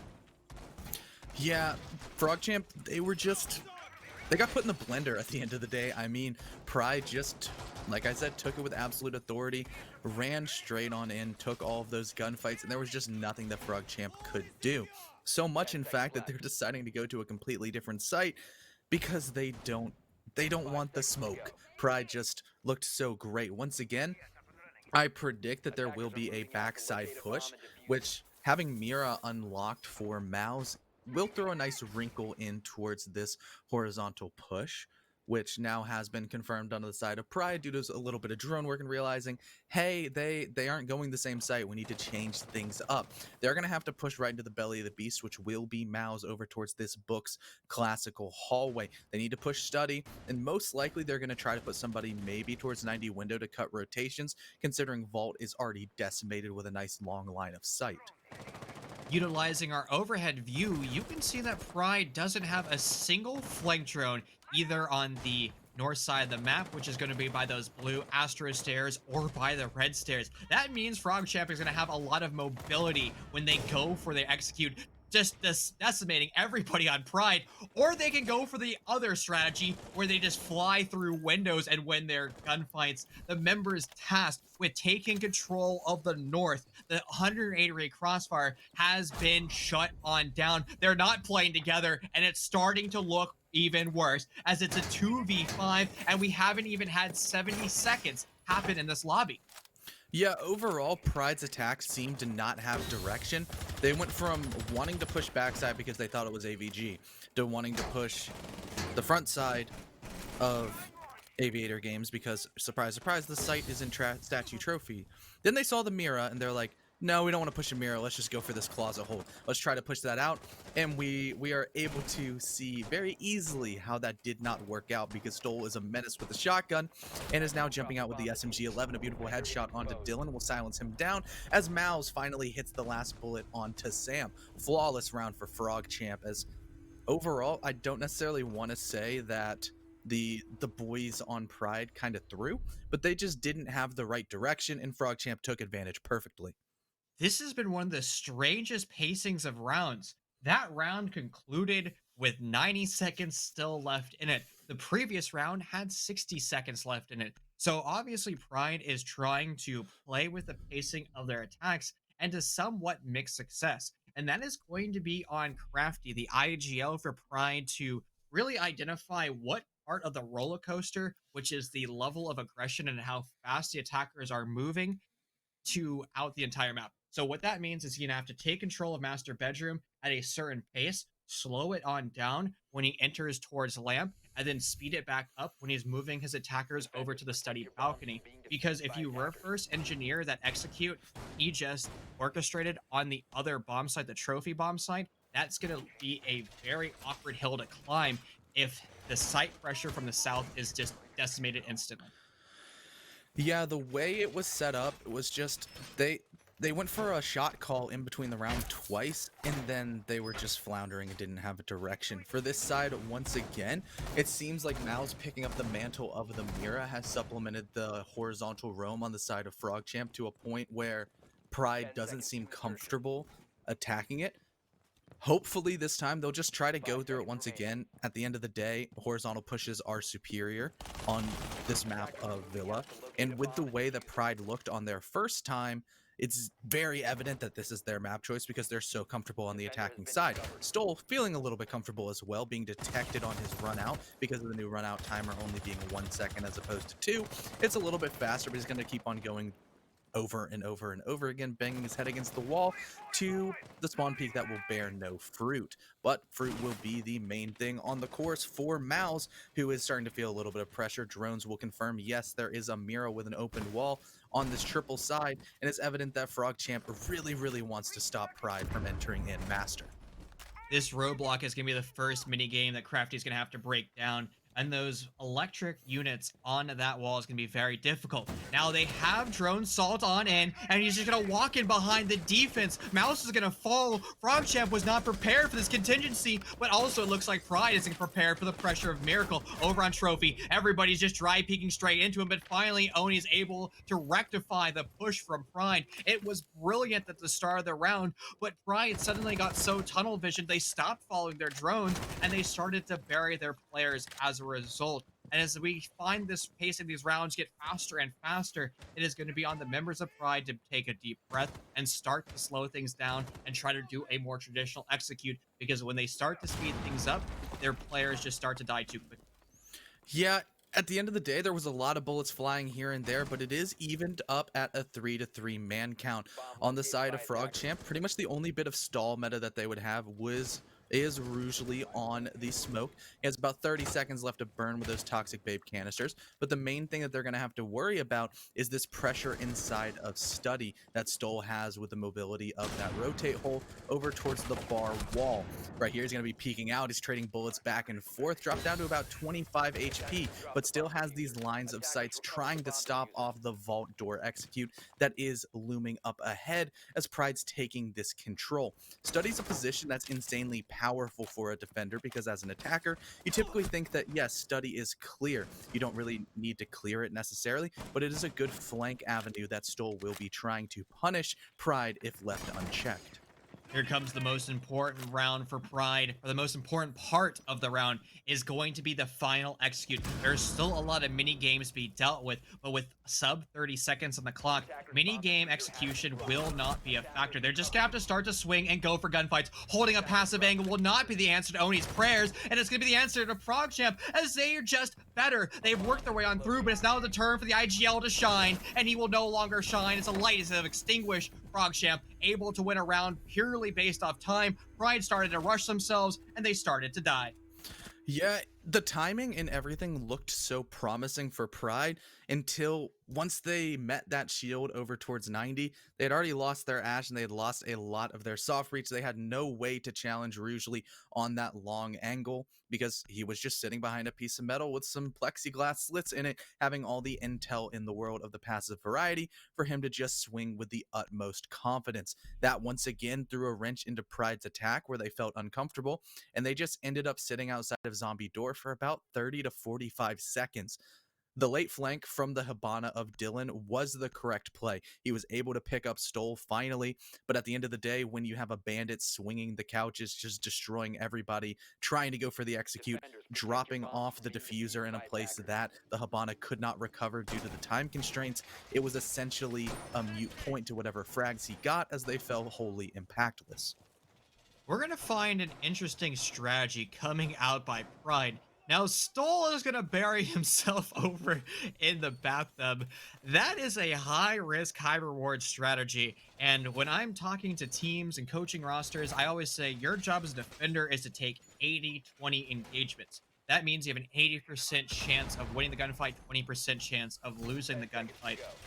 But that positioning there is like a 50-50 shot. It's a high risk, high gamble. And I would prefer the defense to not make that. But obviously, PHROGCHAMP has sought some type of gap and the PRYDE droning to make this strategy viable. But I was also going to highlight, we originally saw Lion being brought out. Lion is a great operator because he always provides information. If he has red pings, well, that's information in your face. But if the Lion call does not get any information, that is, or doesn't get any pings, that basically means you know where the defenders are. They're locked down in a single position. You confirm that with your drones and you go for your execute. Now with Zero filling that niche role, we're gonna have to see if those cameras are designed for flank watch or for more information on the vertical.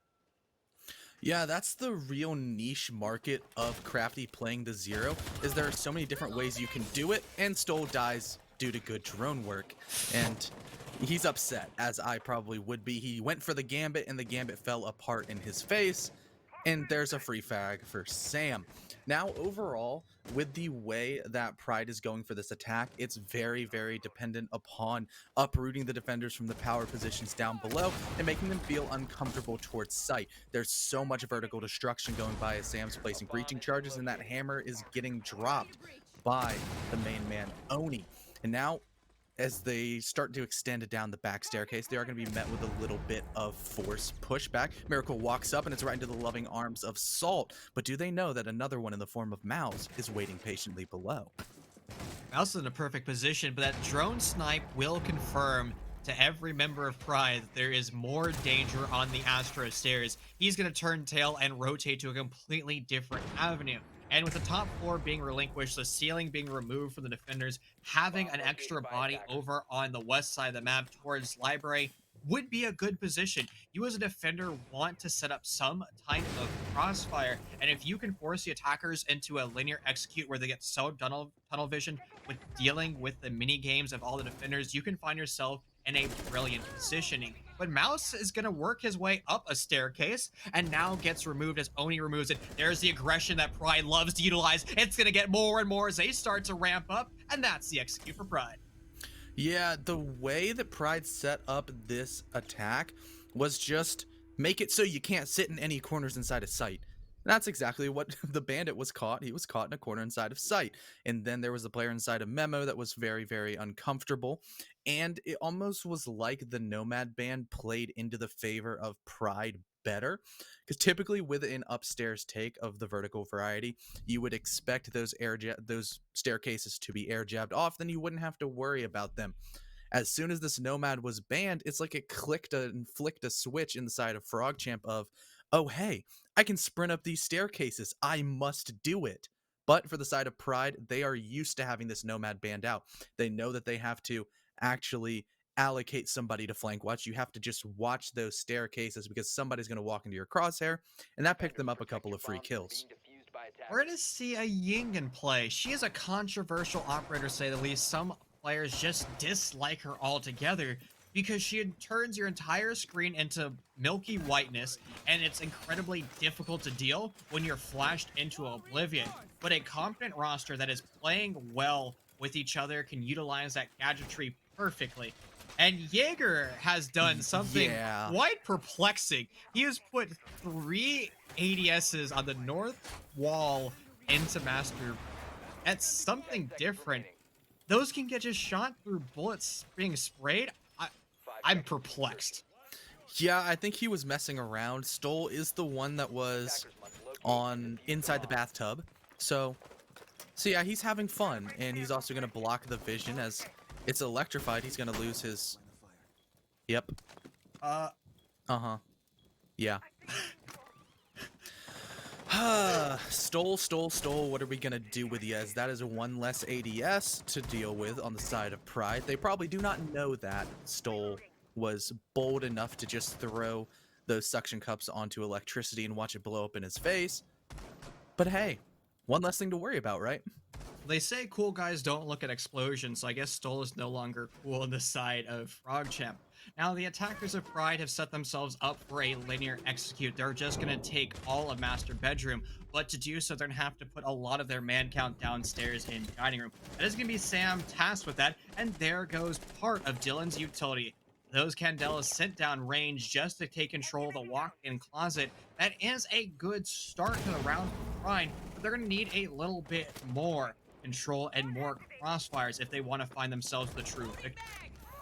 Yeah, Oni's going to continue the fragging potential that he's had so far, dropping off Bowden, who's not having that good of a game. Mouse will also fall down as that mirror window goes bye-bye, and so does the Mira herself. Now on the backside, Stoll's going to have to go for a flank, but it'll be a spawn peek right now, waiting for a player to rappel up, spots out his head, and drops him off as Sam will hit the floor, relegated to cam duty. But on the side, it's more bullets going through. Miracle with the Vector trying to lock off these players inside a bathroom, and a Nitro Cell to attempt to confirm any damage he's done so far. But a blind Rougeley doesn't have a shot in that gunfight, but now Dylan will fall and no more Candelas will be thrown into the site because the Ying is dead. It was a temporary potato fest, and here comes the flank. It was not looking good for PHROGCHAMP, and it's going to look even worse as Miracle's aggression was just not needed. He should have been playing and synchronizing with his teammates. Stoll is now left in a 1v3. He has so little HP. It's not going to matter. There's bullets whizzing all around his head. Crafty's going to get the confirmed kill. Pride is looking better, but they are a strong team when they have utility and they have their guns lighting up. Yeah, you want to say that those Candelas had a very, very big impact in the game, and maybe, just maybe, if there was one extra ADS, they would have been able to save the Malusi inside a You study. think? I think maybe they would have been able to put an ADS on the study door of the Astro door of bathroom. But it's no longer utility consumption simulator. We don't need utility. We can just fly out windows. That's the fun thing. And I guess to a certain extent, some teams get too tunnel visioned in strategy where they just get so focused that like they're stuck in their ways and rigid with strategy. You need to have that adaptability. Now, by no means am I saying that you need to be electrifying ADSs because that's just not the optimal strategy. You want to have your ADSs in use. And if you don't want them, just don't bring a Jaeger. I mean, a lot of people do play the Jaeger for the gun because the 416C is quite a formidable weapon of the defensive variety. But, like you said, Utility Simulator 2020 is left behind in the year that we're never going to mention because it was so horrible. But yeah, we'll just move past this, as right now Pride does have the lead of 3-2 and are shaping up to have quite a good potential finish for their attacking split if they're able to achieve victory once again. Villa is one of those maps that has underwent a massive sort of shift from super defender sided to maybe a little bit more neutral. It has its moments here and there. Sometimes you can still see 5-1 defensive splits. Maybe you can even see 5-1 attacking splits if the teams are looking good. But the attack of Pride is looking even better as Rougeley will fall down. No more Bandit, but his Bandit batteries will still live on. That was a triple spawn peak, one from Study, one from Art, and one from Garage. And this is not the first time we've seen PHROGCHAMP do it. This is not the second. This is the fourth time. They are far too aggressive, and they aren't gaining anything. Now, if you take putting your teammates dead as a gain, then sure. But that's just not what they need. They need to have controlled levels of aggression. They need to be synchronizing better as a team. And that's what Pride has really done. They were shaky in map number 1 of Kafe, but again, Pride is a relatively new roster. They have 2 new players hailing from Synthetic, that is Salt and Crafty, and they have had some experience scrimming with each other, and they also have new support staff, but it still takes a while to truly get in the rhythm. Yeah, I mean, you can have two players from the same team, but at the end of the day, they have synergy. But do you have synergy as a full roster? And you always want to say that a roster is more than the sum of its parts. Sam taking out Stoll once again, but will he be met from the Nitro cell from below? Mouse clicks it up, and there goes Oni, one of the top frags from last game, will be dropped down. But it's a 2-for-1 trade so far. If you remember just a few rounds ago on this backside push, Pride had it even 3-3, and then they stalled out over towards this zombie door, were not able to push 90, and fell right into the loving arms of the time trap that PHROGCHAMP was bringing forward. As now Salt gets killed from the flank, it's going to be a refrag, actually down but not out. Ash will be able to be revived at the hands of SVM, but it's Bowden swinging out, dropping off 2 people, once again laying a trap card, but now it's Miracle in a 1v2. But will the reverse Uno card hit the final remaining member of PHROGCHAMP? He's stuck in his own bomb site. He still has gadgetry in his back pocket. That's just for a sound cue to bait out Prime, but they're going to go for the sensible strategy, attempting to put the diffuser down. But with a wub discos, that will confirm there's somebody behind the door. Nitro Cell goes downtown. It does 50 HP, but they have to swing together, and Pride will do that perfectly. With a Bearing 9 in hand, Crafty saves the round for his teammates, and it seems like Villa is just looking a little bit more attacker-sided here in T3. Yeah, I don't necessarily want to say it's looking more attacker-sided, but you have to think that Pride is just looking the better team right now. They're feeling more confident, and this is their map choice after all. I'm expecting to see something a little bit spicy on their defenses, as I'm sure Crow would love for me to say, hey, look, there's a Mute and a Mozzie. They're probably going to be roaming upstairs because it's a downstairs site. Oh my gosh, shades of SSG. Now, do you see how many Nitro Cells are in this field? There's Don't 4 say of the them. words. You know what it don't is. say it. It's the Don't say call it. center from hell. Oh, okay. I liked that one better. See? Oh, you don't like Nitro Cell Bonanza? That hurts my heart. I like hurts the me. call center. The call center is actually a good one. That's from Blue Panda. I can't take credit for that one. We love Billy here. We're all Billy stans. But on the side of Pride's defense, they are electing to go for the tertiary bomb site as opposed to one of the primary or secondary sister bomb sites upstairs of Aviator Games or Trash Statue Trophiary. But for this side, it's going to be most likely a full vertical setup for the side of Pride, allocating a lot of resources, mute jammers, Mozzie pests, and more importantly, bodies with guns, trying to hold onto this precious pieces of map control for as long as possible. For PHROGCHAMP, they do have enough soft breach. They have the breaching rounds of or breaching charges of Rouge Lee Zofia, as well as the hammer that Bowden is packing. As I guess you can also use the shotgun, the secondary that Miracle is bringing as the Jackal, but most likely the way that this PHROGCHAMP attack is set up, it's designed to absolutely punish and decimate roams. They're going to have to start to first identify where the players are. Common Wisdom says they're going to be on that top floor, but sometimes you have defenders lurking downstairs in the basement. So PHROGCHAMP's going to confirm that there's nobody home here and quickly take the control of the map. Now, with line pings going off, Pride is going to have to be very wary that it isn't a full rush from the attacking team of X Redux Rising. They're situated all on the west side, and they're going to start to work their way on through. Bullets being exchanged. Bowden, be very careful that you don't shoot your teammate. Stoll is going to find one, answered quickly back by Dylan, and all the SMG-11 bros find one, plus Crafty. It's now just a 1v3. Poor Mouse is locked outside by himself, and he's going to have to re-enter into the basement. The rush was not the play.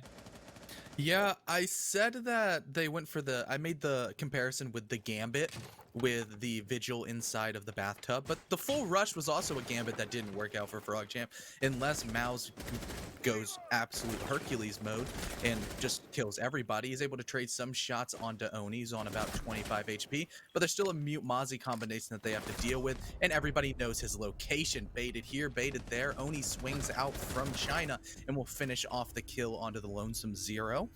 And that rush once again didn't pan out, and Pride continues to steamroll through and grow to their lead.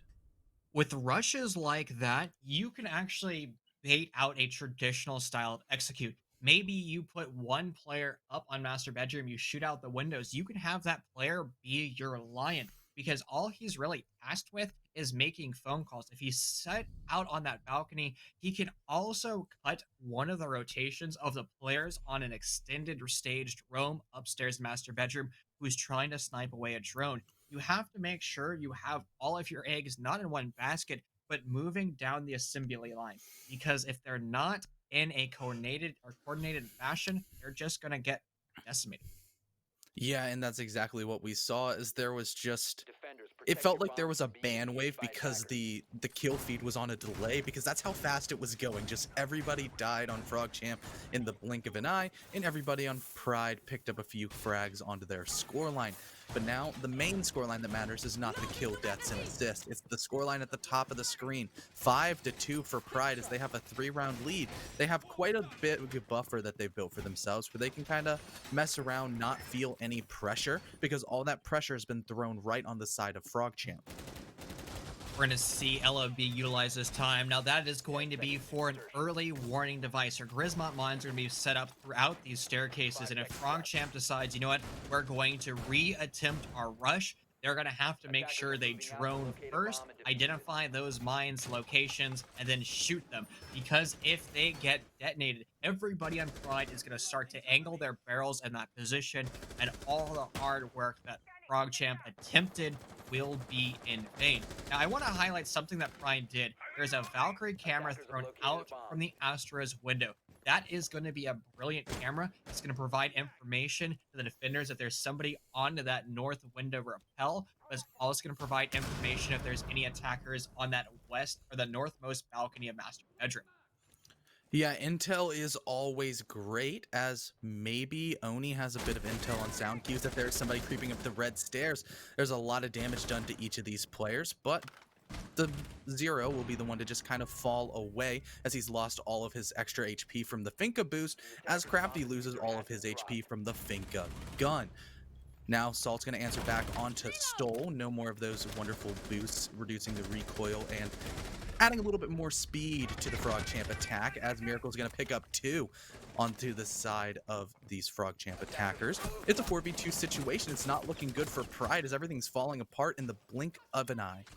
There's a lot of vigor and vim in this lobby for PHROGCHAMP. They just decided to go for broke. They want to hit the headshots, and they're going to start to fly on through. They're still going to have to deal with one of the SMG-11 bros of Dylan and Oni, who are synchronized and playing together. They know the attack is going to come from one or two areas, whether or not it's Astro or the east door of the Master Bedroom. But now it's just Oni. He's gonna have to go for the wide swing. He will go for the sprint challenge instead, and that's gonna cost him his life. Bowden goes to dip potato chip and ends the temporary run of Pride. Yeah, that's the momentum swinging back into the favor of PHROGCHAMP, who are a very momentum-based team. This is a team that likes to take gunfights, and when they're hitting their heads, they are hard to stop. For the side of Pride, they're slightly more structured and want to play a bit more traditionally, but sometimes at the end of the day, there's just rounds that when PHROGCHAMP get going, you can't really stop them, and that's what we saw right there. It was a full bathroom rush. It was a front side push that was just gunfight after gunfight after gunfight, all falling into the favor of the attackers, and the defenders were just inside of sight, like sitting ducks waiting to be shot away by the aggressive team. Now, we're going to see a switch in sight as Pride will not be repeating Trophy and Statue. They're going to be going over to the other site that can be set up in a very similar fashion that goes by the name of Aviator Games. Once again, I'm going to predict that there's a little bit of a horizontal roam as Salt's placing some Malusi Banshees over towards 90, trying to give those sound cues because eventually the attackers are going to try to get to that location. It's a very, very crucial piece of any attack as well as defense on pretty much every single site of this map, because it's like all roads leading through Rome. Every single room can essentially be accessed from 90. In how Pride is most likely going to be setting up their defense, you throw some reinforcements, you throw some bodies over towards the areas that were once the bomb site of Trophy and Statue, and then you just kind of peel back. You're trying to kill time while getting some damage off on people, maybe hitting a head here or there, but mostly killing away the clock at the top of the screen. When was the last time that you saw an Ash entry be tasked as the true hard support player with the diffuser in their back pocket? Now, in utility consumption meta, Ash kind of played a pseudo flex support operator because she had a flash dump and then destroy all the hard gadgetry. But in this meta, she is being basically back to her old favorite ways of running and gunning, all aim and hopefully plenty of brain. And here comes the brain from PHROGCHAMP. They've worked their way into study. They might just work their way on through, but Oni's going to find the first kill, and that's going to be Mouse. One with those 4 cameras that can help facilitate the flank watch. Oni's going to find another one because PHROGCHAMP aren't synchronizing their push down on the bottom floor, and Ash is trying to fill her teammates' shoes as she's clearing with the diffuser. Yeah, absolutely wonderful work from Oni so far because he's still alive, and there's been about a minute killed away, as well as 2 attackers. Rougeley is trying to pick up any scraps, but it's another flank as Miracle falls down on the other side from Sam. But now it's the flank from Rougeley finally coming to fruition. But is it too little too late? Yes, it is, as Sam swings out. A beautiful headshot coming out of the MPX, as it's just Sam and Oni, the 2 original members of the Pride, picking up all 5 kills on this round and pushing us to match point. And Pride should be expecting a full send every single attacking round. We saw X Redux Rising do that in our previous play day back on Wednesday, where they're playing on Oregon, and they said, you know what, we're not going to drone anymore. We're just going to YOLO it. And if it works out well for us, it works out well. If it doesn't, it doesn't. No. And this just might be, we're already in postseason. We're not going to throw our strategies. And that's a blitz, Monty and Blackbeard. Let me just let me rub my eyes to make sure this is correct. Okay, it's correct. And Stoll took away the 6th pick to a Finka. So now those shields are gonna ADS even faster. And it's a potential LATAM style of play. Swing or be swung meta is something that has crept its way into T3 all the way up to T1 with the most recent meta changes introduced in Neon Dawn. But I don't think this is it. I don't know if this is the full lineup. Like you mentioned, PHROGCHAMP does seem to just be kind of playing haphazardly. They're having fun with it because they know that they're already confirmed in for playoffs. Maybe they're G2ing it, maybe they're saving strats, or maybe they're just chilling. I think that's a great point you make. Sometimes we in T3 get so caught up in our strategies, winning our gunfights, that we forget this is a game after all. It's designed to give us joy. It's designed to have fun in. And, we want to play the optimal strategy, the strategy that is going to make us win the majority of the time. But sometimes that gets just so boring and lame that you want to mix things up. You want to spice it up. You want to throw that extra amount of heat into your curry. So you bring out the Blitz. You bring out the Blackbeard, the Monty, because it really doesn't matter. This game is purely for seeding, and if all 10 players walk away from this lobby, plus their support staff with a smile on their face, as well as the viewers, I'm happy. Yeah, I mean, it's a game. It's a game after all, as Rougeley gets shot up a little bit by his teammate, and they seem to be having a shield fight. It's gonna be a rave as everybody's just sitting over here, just having fun, like we said. A TK of the Blitz. Good night in chat from Miracle, as now there's no more Blitz, and they're going all the way downstairs into the basement. Stoll once again just still outside. It's hard to talk about this, but I think Stoll's just gonna hard breach. Yep, he's gonna hard breach. And here comes a push. I don't know what to say. It's just... It's pure and utter carnage as everybody in the attacking team of PHROGCHAMP instantaneously gets evaporated from this lobby. The wide swing, and Soul is going to find himself dead with his teammates. Pride wins map number 2 in one of the most unique series. But at the end of the day, it truly doesn't matter. Both of these rosters are guaranteed into postseason, but we have a flip in positions. It was X Redux Rising holding that 4th place seed with 36 points, and Pride at 34 points. Pride has now usurped control, gaining 5 points in the game. I don't want to say a great showing because it was not a true strategy from both of these, at least from their opponents today, but nonetheless, Pride has won. They should have their chins up from it.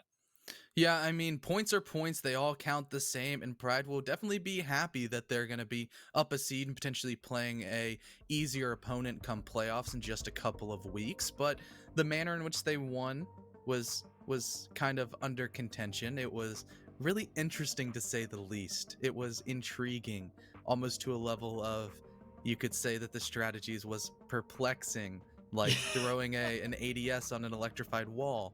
Kind of confusing, but at the end of the day, I know that the PHROGCHAMP players were having fun. I'm sure everybody in the lobby was, as well as up in the booth. We had smiles on our face.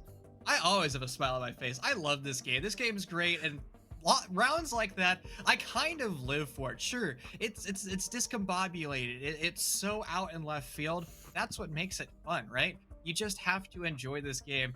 Now, we're probably going to be showing the final stats for this entire series, but I don't think PHROGCHAMP really cares about that. They accomplished their goal today. They played the lobby. They showed up. They had fun. They're just going to have to go back to the drawing board when it comes to postseason, create new macro strategies, because the PHROGCHAMP roster has had some turmoil over the past few weeks. They've attempted to bring new players on. That fell through. They lost their representation from their org, or they departed from their org. So they have had kind of the rough showing. So we're going to have to see them basically rebuild, reform as we dive into that postseason. Yeah, at the end of the day, what matters mainly is postseason, because everybody wants to come in for next season, bigger prize pool, more fun. And if you get that 1 or the 2 seed, you're auto qualified. You don't have to deal with the slums of playing against random teams that you know absolutely nothing about, and is sort of the unknown. The unknown is really scary. But what we do know now is that, yes, surprise, surprise, Salt and Crafty went absolutely off on this map of Villa, and pretty much the only one that had a good game on the side of PHROGCHAMP would be Stole at 9-9. The cost is sort of expected due to the score line, where everybody on the side of PRYDE did pretty well. Sam was just kind of having fun and running around. Sure, 60% cost isn't bad, but in the terms of the rest of his team getting 70, 80, 90, you definitely want to try to get that number up. But I mean, they won the game, so you can't really fault anybody. What concerns me is Salt's stat line. In map number 1, he didn't get an entry kill. In map number 2, he didn't get an entry kill. He is playing the Ashe, and sure, Ashe's roles aren't necessarily designed to get the opening kill. Ashe is designed to take map control. Now, usually when taking map control, you have to take a gunfight, which is why they tend to have one of the highest opening kills or opening death stat lines. But it seems like the flex and soft support operators have been really tasked with getting those opening kills. That can be something that's very scary, and if you're a competent coach or analyst watching this game back, they are going to exploit that moving into post. Yeah, exactly. I mean, for the side of PHROGCHAMP, you can't really analyze this game and be like, oh, yes, they're going to do the same thing over and over again. And that's why we were talking about the potential of saving strats. But for PRYDE, you do have a pretty good idea of what they're going to be doing going forward.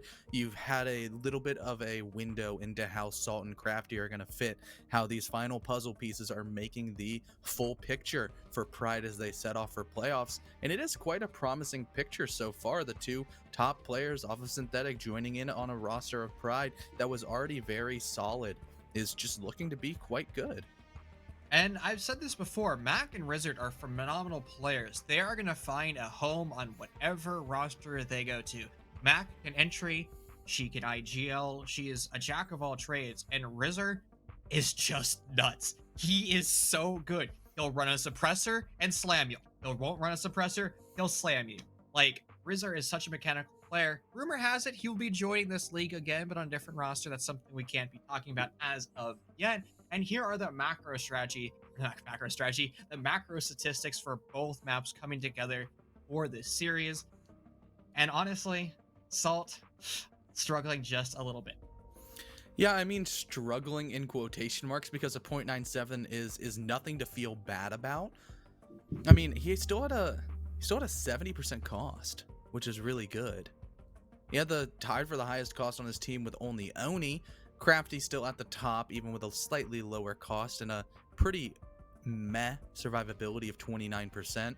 But you know, still getting those entry kills on the Habana while getting a couple of plants down, having one of the only 2 plants in the entirety of the series. You know, that's pretty good. And it seems like PRYDE will not be able to send representation over for the interview. So with that, we're going to step away for about 15 minutes and set up for our next casters and our next game. Our next game is going to probably be the most important game of the entire league. It is going to be 303 versus Emergence. both of these rosters have not confirmed entry into postseason. And if 303 loses 1 point, their chances of postseason basically goes away. But for the time being, that's going to be it for Chief and CDAPS. See you soon. Stay safe and stay well.